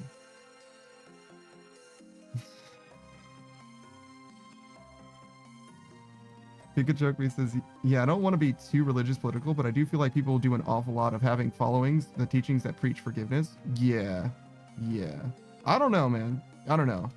I think it's very easy in the same way that I'm saying, you know, I would sacrifice myself before someone else or whatever, generally, or I would only be willing to sacrifice someone else if I was willing to sacrifice myself. You know what I'm saying? It's very easy to say, and it's a lot easier to like live that way. And you know, people don't have to be perfect just because they have beliefs, right? You can believe one thing and live another way, right? I'm not trying to like grill all of Christendom, but like you get what I'm saying. It definitely does seem like one of the like core tenets of a lot of ethical religions is, you know, we're more like each other than not. We should kind of be cool with each other generally.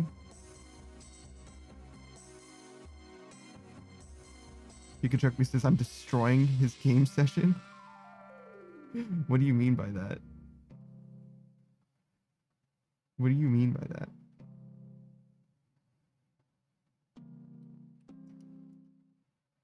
that? Have you ever had a like hypothetical Pikachu or Pikachu? Hello?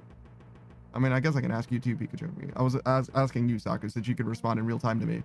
Have you ever had like a hypothetical question in like a psychology class about like survival or anything like that, Saku? About survival. Yeah. So I remember there was like so like it was a nuclear fallout situation, right? And they were like, okay, there's the way that they decided that they're going to determine who gets to live, like who gets to enter this shelter, is to ask like a jury of people, right? So you just like rank the people on a list. And so everybody has like 3 sentences about them. And you just choose like 5 people. There's 5 people that get to be inside of this shelter, and you get to choose the order that you think that they deserve to be in the shelter, right? Have you ever had anything like that? We had such an exercise at one point Mm-hmm. where it was 7 people Mm-hmm. on a boat. There's food only enough for 5. Mm-hmm. Who gets to eat and who doesn't, basically. Sure. Kind of thing. Yeah. And how did you choose? Basically, we chose on who could operate the boat. That makes a ton of sense. Who was able to operate the boat. Mm-hmm. Does that mean that the babies, the infants, die? No, not quite. Sure. It was mostly the disabled or the elderly that would be Mm-hmm. that we chose against ultimately. I see. So you would choose in favor of the babies and the infants then? Yeah. They also use less resources, obviously, but in theory, they use less resources too. Yeah, but it is like, you know, how many babies can you feed instead of, you know, a barrel-chested sailor, right? Like if you do need to survive. That does remind me, there was a similar theoretical that was a train that was going through like a pass, right? And the pass was known to have like bandits or whatever, right? And so it was very, very important to be very, very quiet, right? And there was a baby that wasn't supposed to be on the train. It wasn't like a train sounds like it's like way too loud. So it's like, say, a convoy, right? Like Oregon Trail, something like that. And the situation then is like, okay, so there's a baby here that we didn't think was going to be here because you wouldn't bring a baby on this. Babies can just cry at any time for any reason. And if that baby cries, everyone dies. Everyone does. So like, what do you do? And somebody suggested, oh, well, what if you just cover the baby's mouth and they could breathe through their nose, right? And I'm like, can they? like, is that an acceptable way to get through this situation? Like, you think you're just gonna be like smother the baby such that it does live but can't cry? Like, I don't know about that one, dog. That seems like a fine line of even like possibility. Pikachu says, okay, picture this. A mutant fungus takes over the world, plunging it into a post-apocalyptic chaos. I think the most obvious choice is to send the pregnant doctor out there into one of the most dangerous situations, unfit for survival. Yeah, Pikachu has this really, really like deep investment in particularly one decision that happens in The Last of Us 2, The Last of Us Part 2, where he's like, this is incorrect. You guys failed. As far as survival goes, you guys failed. Pikachu says, I'm just saying. No, I agree. I don't disagree with you. But he's got a bone to pick with these devs. Like, he wants to speak to Neil Druckmann specifically. Like, hey, what the fuck? Come on now. Like, you didn't need to do this. You fucked up, right? This was a mistake. Somehow this was a mistake. And I don't even necessarily disagree with you. Like, I think it is truly remarkable. I think the situation has to be much worse than it seemed like it was for this to be the outcome. also, generally, when you're talking about The Last of Us Part 2, there's like that fucking community or whatever. Like, seems like most people shouldn't need to live as harshly as they do. And I get that Ellie like chooses specifically not to be in like a peaceful lifestyle, and that's like a character thing for her or whatever. But I'm like, bruh, I don't know. It doesn't make sense to me, dog. But I guess that's also kind of the point, right? They're like trying to explain, like the point of the game is to explain to you like cycles of violence are bad and you shouldn't do bad shit because bad shit is bad. Which I don't disagree with. And I'm like, yeah, sure, I guess, but Inky says, Panda, what horror games have you played? Resident Evil 2 and Resident Evil 4 Remake. And Fear, First Encounter Assault Recon, the first, but also the second and the third, and both of the DLCs for the first. Pikachu says, Panda play Visage? Ask me in Halloween. Ask me in October and I'll play it. Sure. Ask me again come October. And I might even stop what I'm doing just to play Visage for you, Pikachu. Yes, October. Spooky Game Month. Spooky Finger Puppet Ghost Month comes once a year. And I have no interest in playing horror games outside of that month. Pikachu says I could be dead by then, and hopefully I will be. Inky says Spooky Game Month. I don't play horror games at any time of the year, let alone specifically October. But it was slays all day and every day. But if Pikachu me asks, I will play one horror game when he asks. Inky says, so any horror game recommended during that time will be played? No, not at all. But if Pikachu me suggests any horror game during that month, yes, I will do that one horror game. Inky says, just one? What do you mean? I didn't say that I wouldn't do any others. I said I am willing to do one game that Pikachu me specifically suggests. Other games I might also do. Only Pikachu me gets the pass, as far as I'm concerned right now. Other people, I don't know. You'll find out how much I like you. Pikachu says, but I guess I find their puzzle style kind of interesting. Really? Pikachu says there's like a slightly more interesting walking simulator. Oh, okay. Layers of Fear is like that too. Inky says, Broster Pikachu suggest a good one. Suggest a fantastic one. Yeah, because if I play a bad one, then I'm most likely to play another one as well. So there is that as well. Pikachu says, I think Pools was my gateway horror game.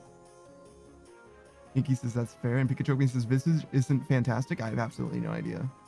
Inky says, I actually don't know that one, interestingly. And Pikachu says, yeah, I'm actually stalled out on Layers of Fear. Stalled out. Meaning like you played Layers of Fear and you're like, actually, this game is so uninteresting. I'm not going to continue to play it. Inky says, describe it, please. He might have actually played it. Maybe he's got a VOD that you can just like see. Pools is not a horror game. By the way, it's just not a horror game. There's like one scary moment in it, maybe. And even that's kind of a stretch.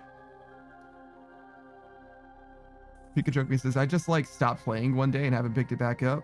That means that you lost interest in it, Pikachu. You're describing losing interest in the game.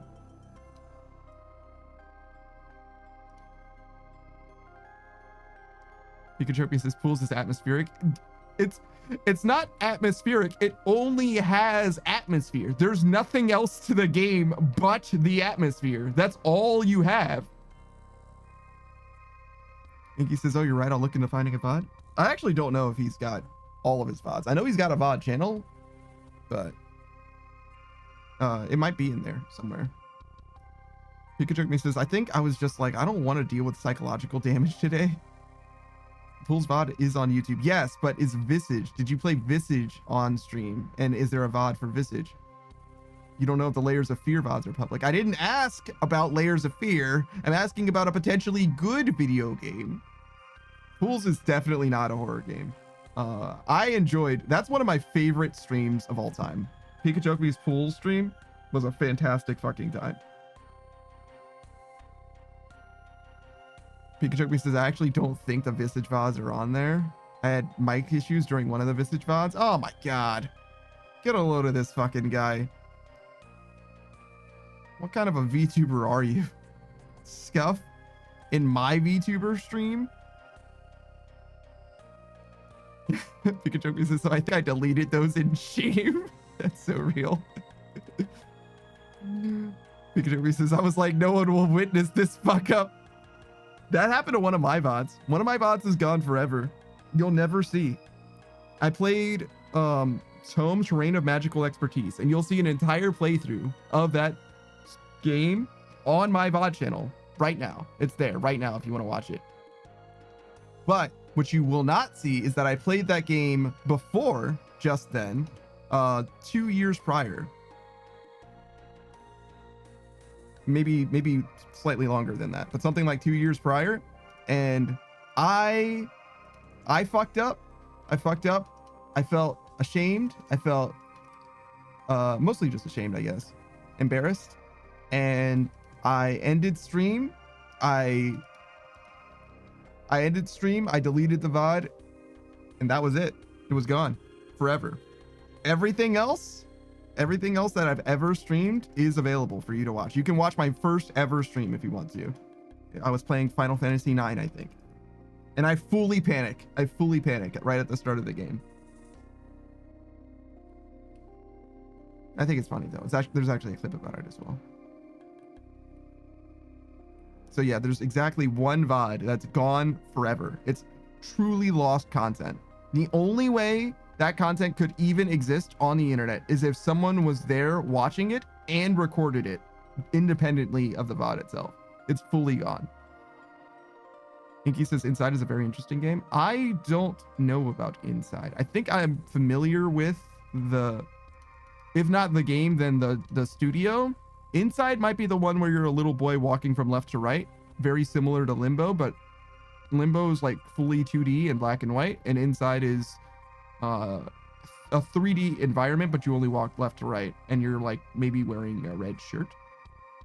Something like that, but it's mostly monochromatic, I suppose. I know a little bit about Inside. It's more of a puzzle game than a horror game. Pikachu says, I actually love Final Fantasy IX. I enjoyed Final Fantasy IX a lot. At the recommendation of Austin Eruption, I played Final Fantasy IX, and I was not disappointed. Pikachu says, sometimes I think I should go back and find the oldest stream just to see how much we've improved. It'd probably be both like full of cringe and also inspirational.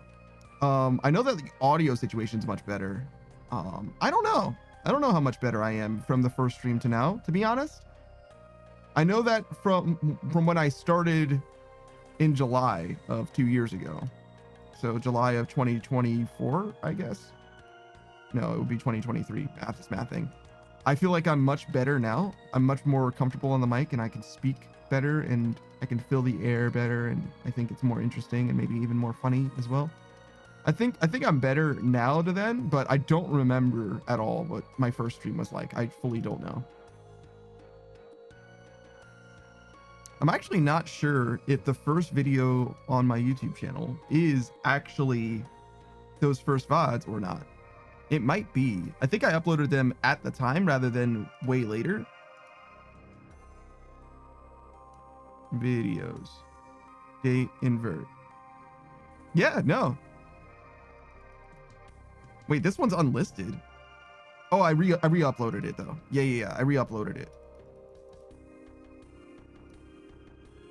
Yeah, so I took it down because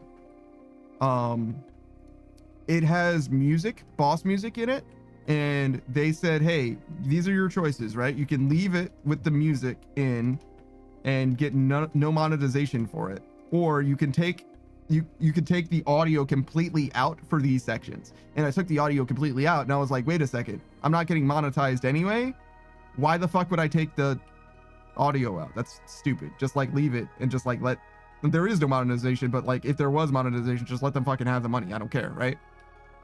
So I re-uploaded it later. But yeah, it was September 28th, 2021.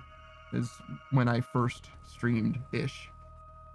Maybe it was like the week of that, but it was right around there.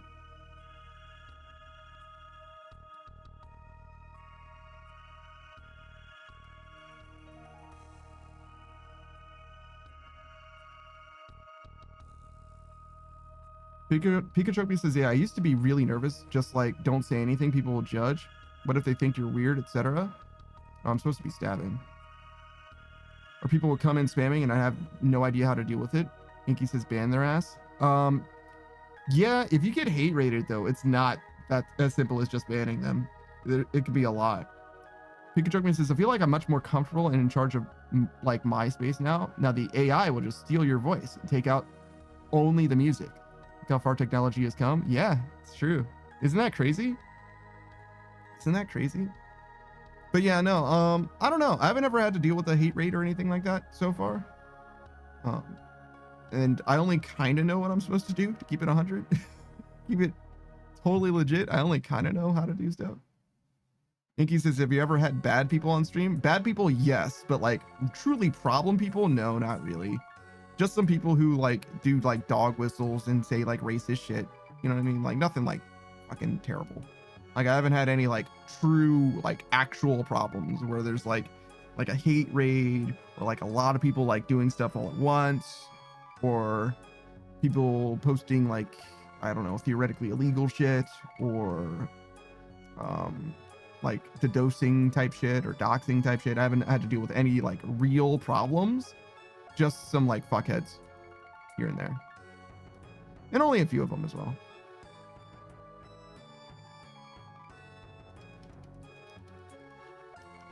Pikachu joke me says, I used to be very unconfrontational. Like, what if they hate me for banning them? Ooh.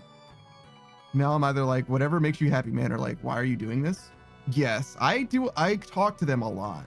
People who are trying to cause problems, I do a lot of talking to them because usually they just want attention more than anything else. Sometimes they want a specific reaction, but usually they just want attention.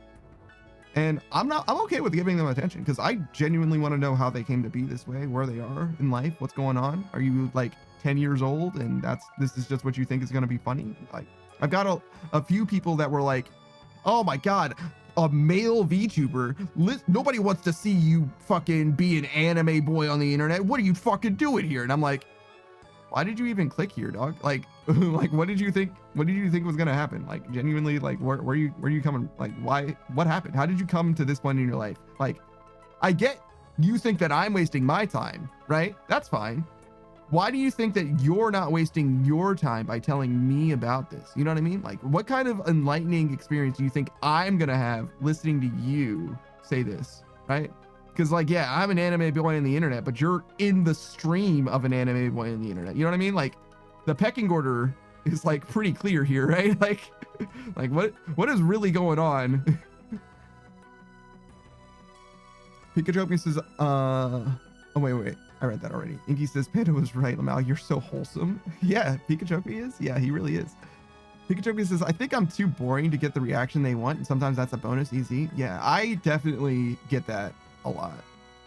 I've been bothered by people, but the way that you stir me up is not by saying just like outright racist shit or asking me questions about like why I'm a VTuber, why I would choose to be a male VTuber or whatever, right? Like none of that's gonna get me stirred up.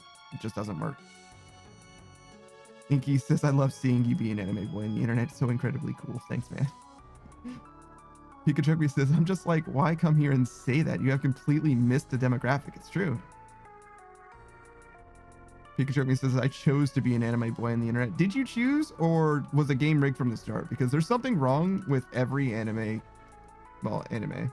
I mean, there might be something wrong with every anime as well, but I mostly just mean there's very clearly we, like you and I, sorry, Saku, we aren't like all there. There's we as VTubers have more in common with each other than we don't, you know, and it's not the VTuber thing, right? Like that is technically in common, but like, you know what I mean? It's clear that we have something else than that in common. Pikachu says, they aren't like us. They not like us. They not like us. A minor. Yeah, exactly. Pikachu gets me. So Saku, Yeah. what's your favorite halftime show for the Super Bowl? I don't watch the Super Bowl. You play it so straight. I haven't seen a Super Bowl halftime show maybe ever. There's only two that stand out to me at all. There's the one where Justin Timberlake did a boob reveal of Janet Jackson, I believe. And the other one was obviously A minor. Shout out to Kendrick. Pikachu says, I legit the other day was following the thought line of there's something mentally ill about streamers. Oh yeah, no, that's definitely true. It's just even worse with VTubers, I think. I don't want to say worse. I think that there's it's different. Like, it's probably worse, right? I'm not saying this demonstrably it's definitely provably worse with VTubers, but I'm saying like to be a streamer, something is wrong, right? To be a VTuber, something specific is wrong. Yeah, no, I think that's like, there's probably science supporting that argument, right? I don't think a normal person is just a streamer. I don't think you can just be a streamer. There's no, and when I say a streamer, I don't mean like someone who streams. Like you can stream and just be whatever, right? But like I'm saying, if like the thing that you do is streaming, right? If you've streamed for hundreds of hours, that says something about you, right? That's like, if your stats look anything like this in RuneScape, right? That says something about you. You're not just a regular guy, right? There's a high likelihood that you happen to like trains, right? I'm not saying that that's a problem, right? You can like trains, but like you don't like trains a normal amount, right? You know a lot about trains, right? Does that make sense? Pikachu's like, whoa, I'm just saying, like, it's okay to like trains, dog. There's nothing wrong with liking trains. Who doesn't like a good train? A lot of people do not care about trains, dog.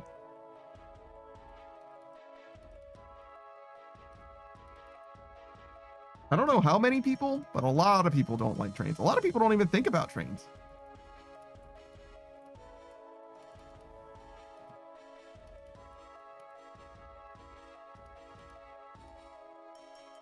No, I should have been over there.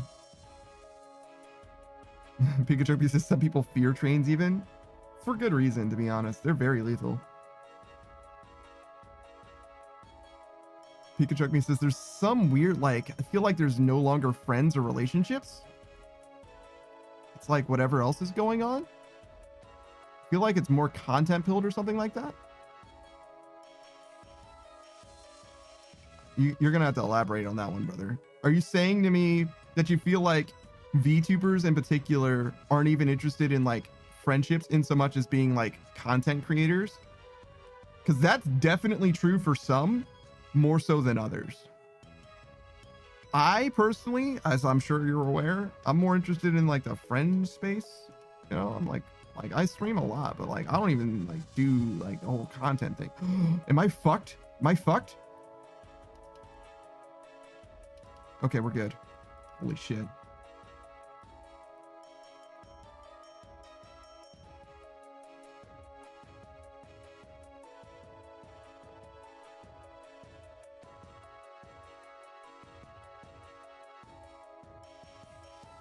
I'm just gonna do like 10%. Pikachu says John D. Rockefeller almost died on a train. Really? That's crazy. That is a fun fact, I think.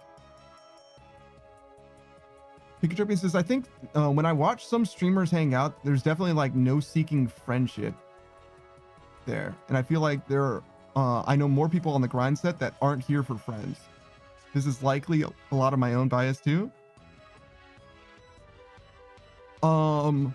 If I stream with someone one time, I'm mostly interested in making good content.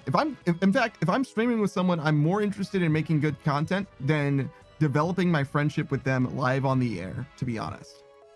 The stream is the space for entertainment, but the people that I speak to on stream are not people that I'm willing to just like like never speak to again, generally. I mean, it depends, right? I've been invited to collabs, right? Where the people in the collab, I don't like have a relationship with, like I meet them for the first time there. And whether or not I speak to them after that has a lot to do with how the collab goes, but also if I'm in their stream afterwards is like how I feel about them, right? If I feel like the energy's there, like the people that I follow on Twitch far and away are people that I fuck with. Like the reason I'm following them is because I like them and I feel like I have a good working relationship with them. Like I've spoken to them, whether it be from like streamer to streamer, from person to person as friends, or even from streamer to chatter, right? As me being a member of their chat, right? I feel like I have a good relationship with them. Those are the people that I follow. And like, that's like fully parasocial, and that's fine because parasocial relationships aren't a problem by themselves. It's when you do like weird shit. Like the people that I am a fan of, where I am literally just a person in their chat, I don't view them as my friends because they don't know me that well, and they probably don't know me that well, like know me at all even, right? And that's fine. I don't mind that. It has to do with like how entertaining they are and how welcome I feel, right? In their chat, right? Like if I feel like when I show up there, I have a good time and they have like a good energy or whatever, and they're funny and all that stuff, like that's more than enough, right? All by itself. But I like fully don't expect them to like, you know, consider me like friends at all, even a little bit. I'm thinking of someone in particular in this moment, but I don't think I'm gonna say who it is because I don't want to offend them in any way. But I do like them a lot. I'm a big fan, but I fully don't expect them to like even super know who I am. Pikachu says, "Is it me?" No, I consider you closer to a friend, actually, much closer to a friend. I'm probably more of a fan of you than we are friends, though, to be honest. Like genuinely, I think I'm like very strongly in the fan camp, personally.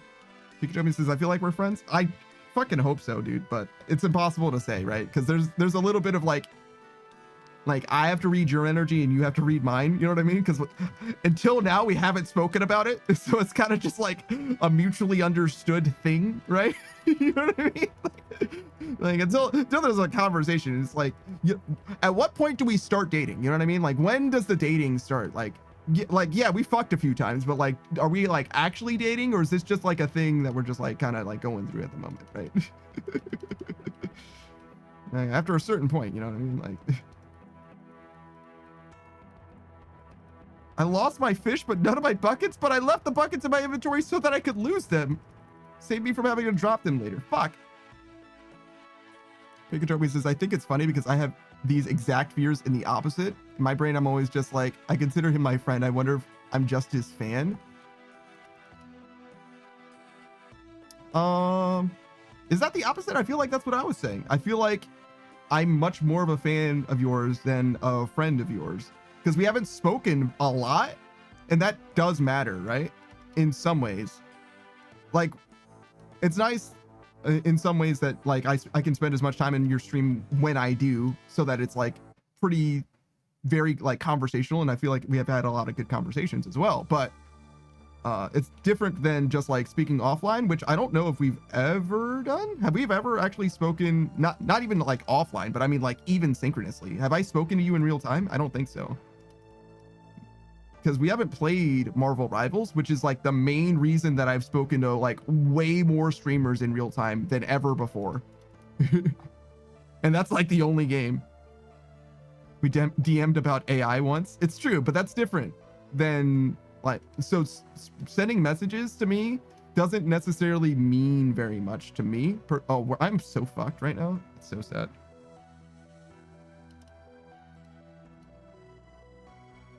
I totally forgot to keep an eye out for the white bar shit. I whited out. It's not good. It's fine. But yeah, whoa. We're way over time. We gotta chill the fuck out. Pikachu got me all distracted and shit. Pikachu said I sabotage your efforts. I did an entire run. I'm supposed to stop at midnight. I did one full run of Temporos. More than I was supposed to, because I was fucking talking to you, shooting the shit, dog. You got me fucking caught up. You got me wrapped up, dog. I'm wrapped around your finger right now. I do need to read another message that you posted. I've been literally speaking to you nonstop and I still missed one of your messages somehow. How the fuck does that happen? Pikachu says, I've just noticed I started participating in more collabs lately, and somewhere in my brain I'm like, this is so cool, we're bonding. And then I feel like after the collab I try to hit people up and realize like, or feel like they were just at the collab for the content. That's probably what you pick up on. Maybe my energy just wasn't there. It was a one-sided energy. Interesting. Doomed to be a name on a screen. That's I totally hear you on that. And it's really, really hard to say. I'm still on my soapbox. I'm not going to do another run because I don't feel like it, but I totally hear you. I feel like the way that you know is from offline conversations and from DMs. Those are the ways that you'll know, because nobody's going to, unless you're in a position of some kind of like a power or authority or whatever. If they're trying to get something from you, they might still act like you're friends. But if you've already done the collab and their numbers are bigger than your numbers, very, very likely it'll be clear whether they think you're friends or not by how much they are willing to engage with you, especially if they reach out to you, but also if they're just receptive to you. I think that's the way that I would know more than anything, but I'm really, really bad at reading people. So I don't have like a good ear for it personally. I just speak to the people that I like, and I try to be in their streams a lot and I talk to them a lot, but I don't DM people very much at all because I don't want to bother people very much. And that goes both ways, right? But my DMs are always open and I respond to everyone who ever DMs me, always. I don't ghost anybody ever. It's just never been a thing.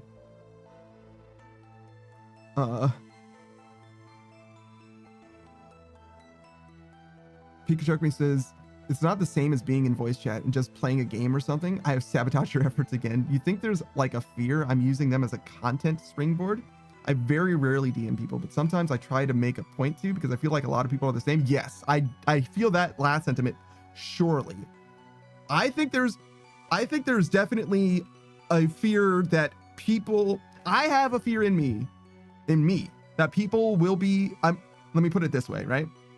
When it comes to people that I've spoken to on Twitch, that I have some kind of personal relationship in any capacity or whatever, I feel like by and large, almost without exception, so far, I trust the people that I've engaged with, and the people that I consider friends, and I don't feel like I have been used for content by anyone, like literally at all. I don't think that's ever happened. But I do know that there are people out there who will do that. So I do fully expect that at some point I will engage with someone who is that way, right? And I don't know that I will be able to identify them when that happens. That being said, I also don't feel like anyone has ever engaged with me feeling like I am trying to use them for content, because first of all, I don't have an interest in that. And that's, I think, plainly evident in the way that I stream, in the way that I speak to people and to everyone, and all of, like, I think it's obvious because I don't do the like numbers games. I'm not like chilling for fucking anything. You know what I mean? Like, it's very clear what I've got going on. And I feel like in a lot of ways, you also have that same energy where it's like very clear to me, at least, that while you would love to, you know, do the streaming thing, it's not the main focus of like in like making numbers big, right? That's not, especially like income stuff. And I don't like that stuff, like for me, but I also don't like that stuff in general. I like the biggest, like I've only ever gotten like an ick like one time, I think. And I will tell this story very, very briefly. There was a streamer who I was a big fan of because they were an up and coming, they were doing great, their numbers were fantastic, and they were at such good energy and all that. Percy says, for sure, I feel like you're just here because you enjoy doing it and purely for that reason. I'm here too much for it to be anything else, right? Like, 50 hours a week is a long fucking time to fake something. Like, nobody does that. It's crazy. Somebody probably does that, but yeah, you get what I'm saying though. So they were up and coming streamer, smaller streamer, but they were doing fantastic. Their numbers were doing great, and they were like riding high. Their community was like really forming up around them, and they were like building the space. And I was like, so like, I want to say proud, but I didn't do anything, right? They were doing it all by themselves, and they were doing fantastic, right? And in their Discord, they pinged at everyone and they said, hey guys, I'm really sad. I'm really sorry. but I want to ask you guys to subscribe to me, because for the third month in a row or whatever, I didn't make it to the Twitch payout, right? I didn't make $50 from the stream, right? Because I didn't have enough subscribers. Therefore, I didn't get paid out at all. And I removed them from my life instantly. I was like, I cannot look at that person the same way ever again. They ruined themselves for me. I'm not saying that it's irrecoverable, the position, but I'm not willing to let them recover from that. They have to work to me to make that happen. Pikachu says, what if they really needed the $50 for bread? That's not what the problem was. They're not saying they're struggling in their life. They're trying to get a payout and pigging at everyone, literally begging.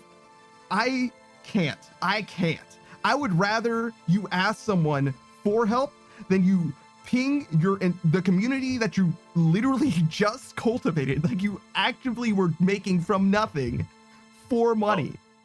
Oh, next month would be too late for that bread. Yeah, and it would also be too late for the rest as well. You're right about that. I feel so strongly about it, and I just can't.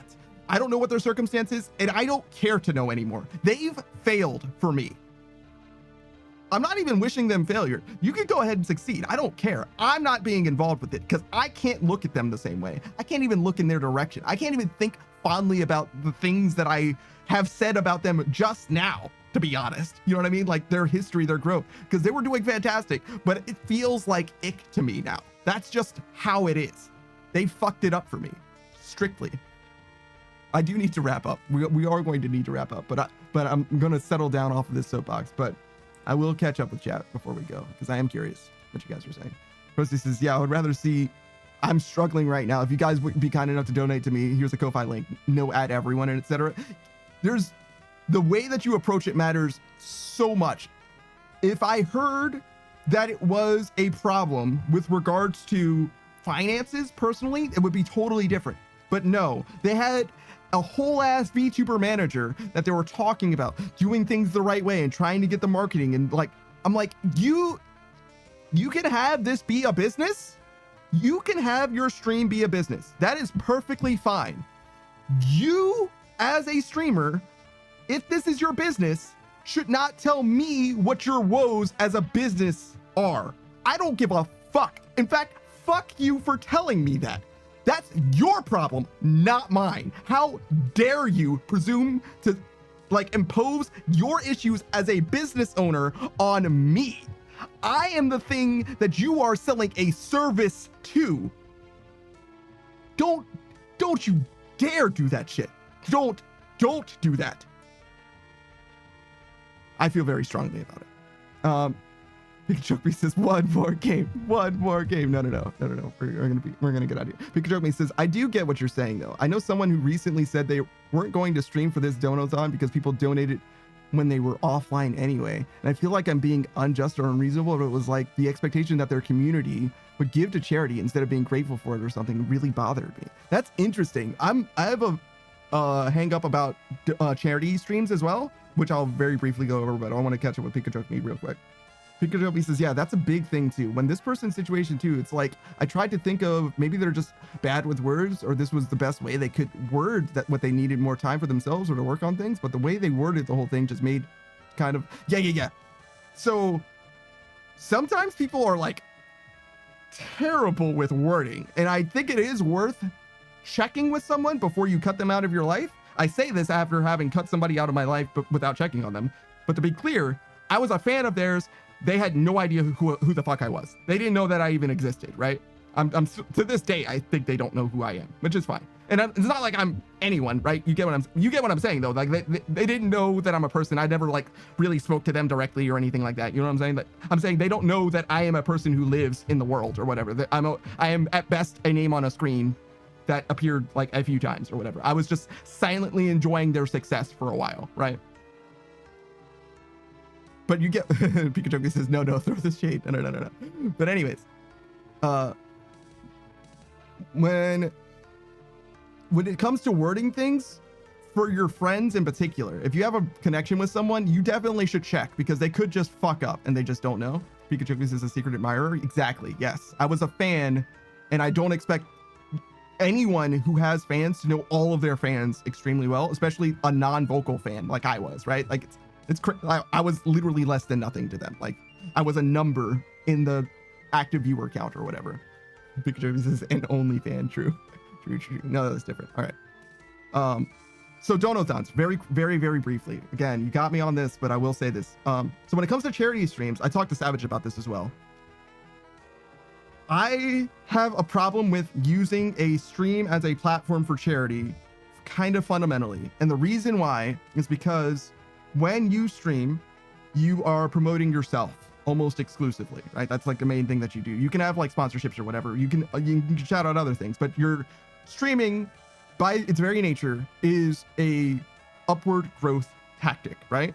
And streaming for a charity means that you are benefiting from having this charity associated with you in some way. And the charity could have, you know, it could be a great cause, whatever, doesn't matter. You strictly are benefiting from having that thing happen, whether through gift subs, bits, whatever. It doesn't matter if you get the money or not from the gifts, subs, the bits, whatever, even the ad revenue. None of that actually matters, because the metrics of your stream will improve from you having done a stream. So you will benefit from that charity stream, even if you don't get any money from that stream specifically, right? So to me, for a long time, I was like, I don't know if I can morally do a charity stream. I don't think there is a moral standing that I could do on it, at least if I'm making no money at all. And after having spoken to Savage about it, it occurred to me, one thing that can be fine in my mind, and I think I'm okay with it, is if you as a streamer put enough, if you will, money into the charity yourself as well, then it feels a lot better. Especially if you do something like matching, like subscriptions, donations, whatever, if you match that shit, I feel a lot better about it. And I know that most people can't do that, but you get what I'm saying. The reason why is because the growth that you get from a stream, whether it be charity, especially if it's a charity, because if it's a charity like a Donathon or something like that, like it's fucking nuts, right? Like it's going to be way bigger than it would be otherwise, right? So the only way you could stand to do that without directly benefiting from having this thing associated with you, this good cause associated with you, is to overcompensate for it, particularly financially, in my mind, right? And to me, that's like a bare minimum thing. So I'm never going to do one. I'm not imposing my morals on anyone else, obviously. That you do what you want. And in fact, I don't have a problem with you doing charity streams, obviously, right? Like, for a good cause. But my point is, for me, I can't do it without that. I have to feel like I'm getting a net negative from having done it. I have to. I can't have it be any other way. I can't have charity money in my pockets. I can't do it. I can't do it. Rosie says, it's so whack to me from my POV. I feel super strange when people sub to me. Like, of course, grateful for it, but homie, spend that money on you. Yeah, I hear that as well. Yeah, I hear that as well. I think part of the thing for me is you can tell from my stream schedule by itself, I don't need the money, right? I simply don't. You can be here if you want to be here. And if you don't want to watch ads, go ahead. Don't go crazy. Relax. I don't like gift subs, and I'm gonna act like it. If you gift me 100 subs right now, you're mostly gonna get a cringe from me, to be honest. And that's just how I feel. That you're just gonna get that from me.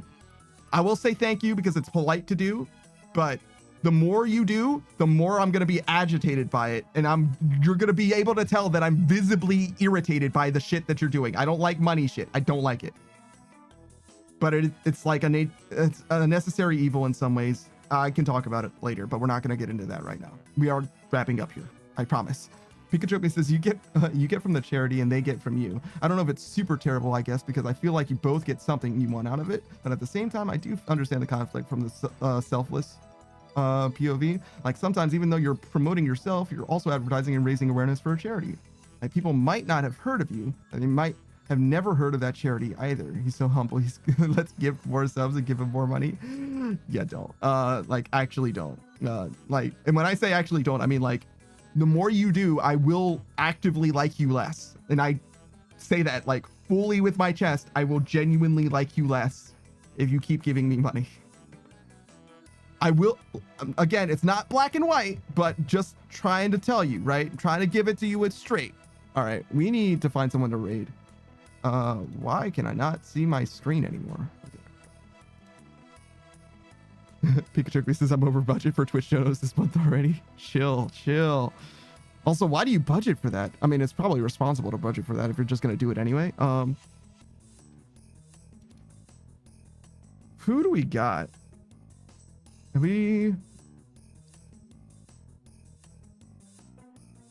Actually, Strava's doing something new. Should we just raid Strava because he's doing something new? Sure, man. Why not? We raided Strava recently, so that's kind of a good reason not to. Because like it was like literally 3 days ago. It's kind of crazy. It's. I feel like I'm stalking him. I feel like I'm being obsessive. You know what I mean? Gotta give him some space. Well, shout out to Strava though. He's one of the homies. Proceed says, why do you have a budget for that amount? It just so he doesn't overspend, I think. Pikachu says, I want to support the people I like. Yeah, that makes sense. Pikachu says it's like 80% of what keeps me in a corporate society I'm disillusioned with. Ah, I see. Proceed says, yeah, I do like that. It's sweet. It is. Pikachu says, I will suffer in the hopes I can give to others so they can see when I cannot.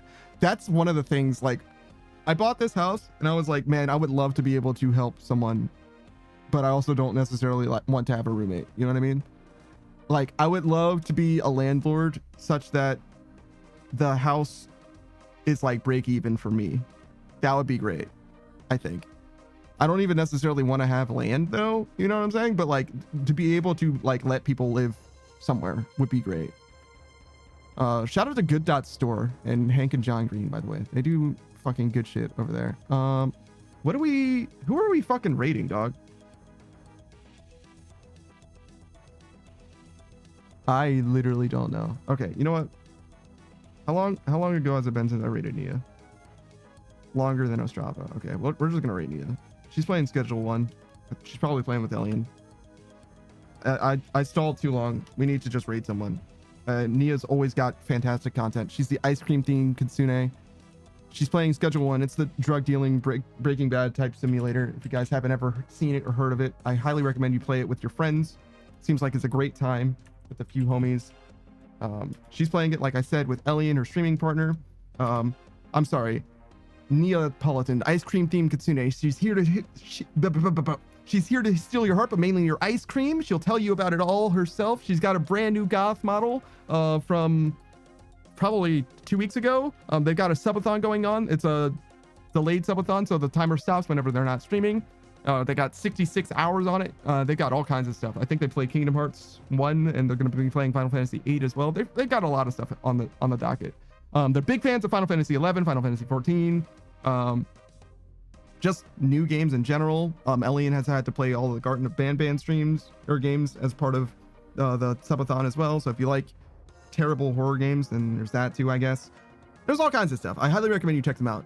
They're both, as far as I can tell, fantastic people. I've had a fantastic time around them, and they've always had positive vibes and create a positive and indeed safe space for those of you who are gay or trans and all that stuff, of course.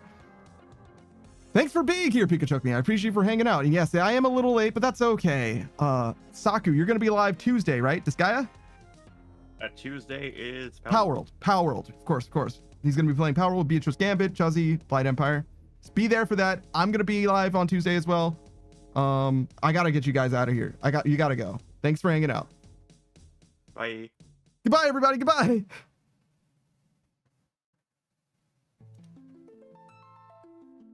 All right. End the thing. Do the thing.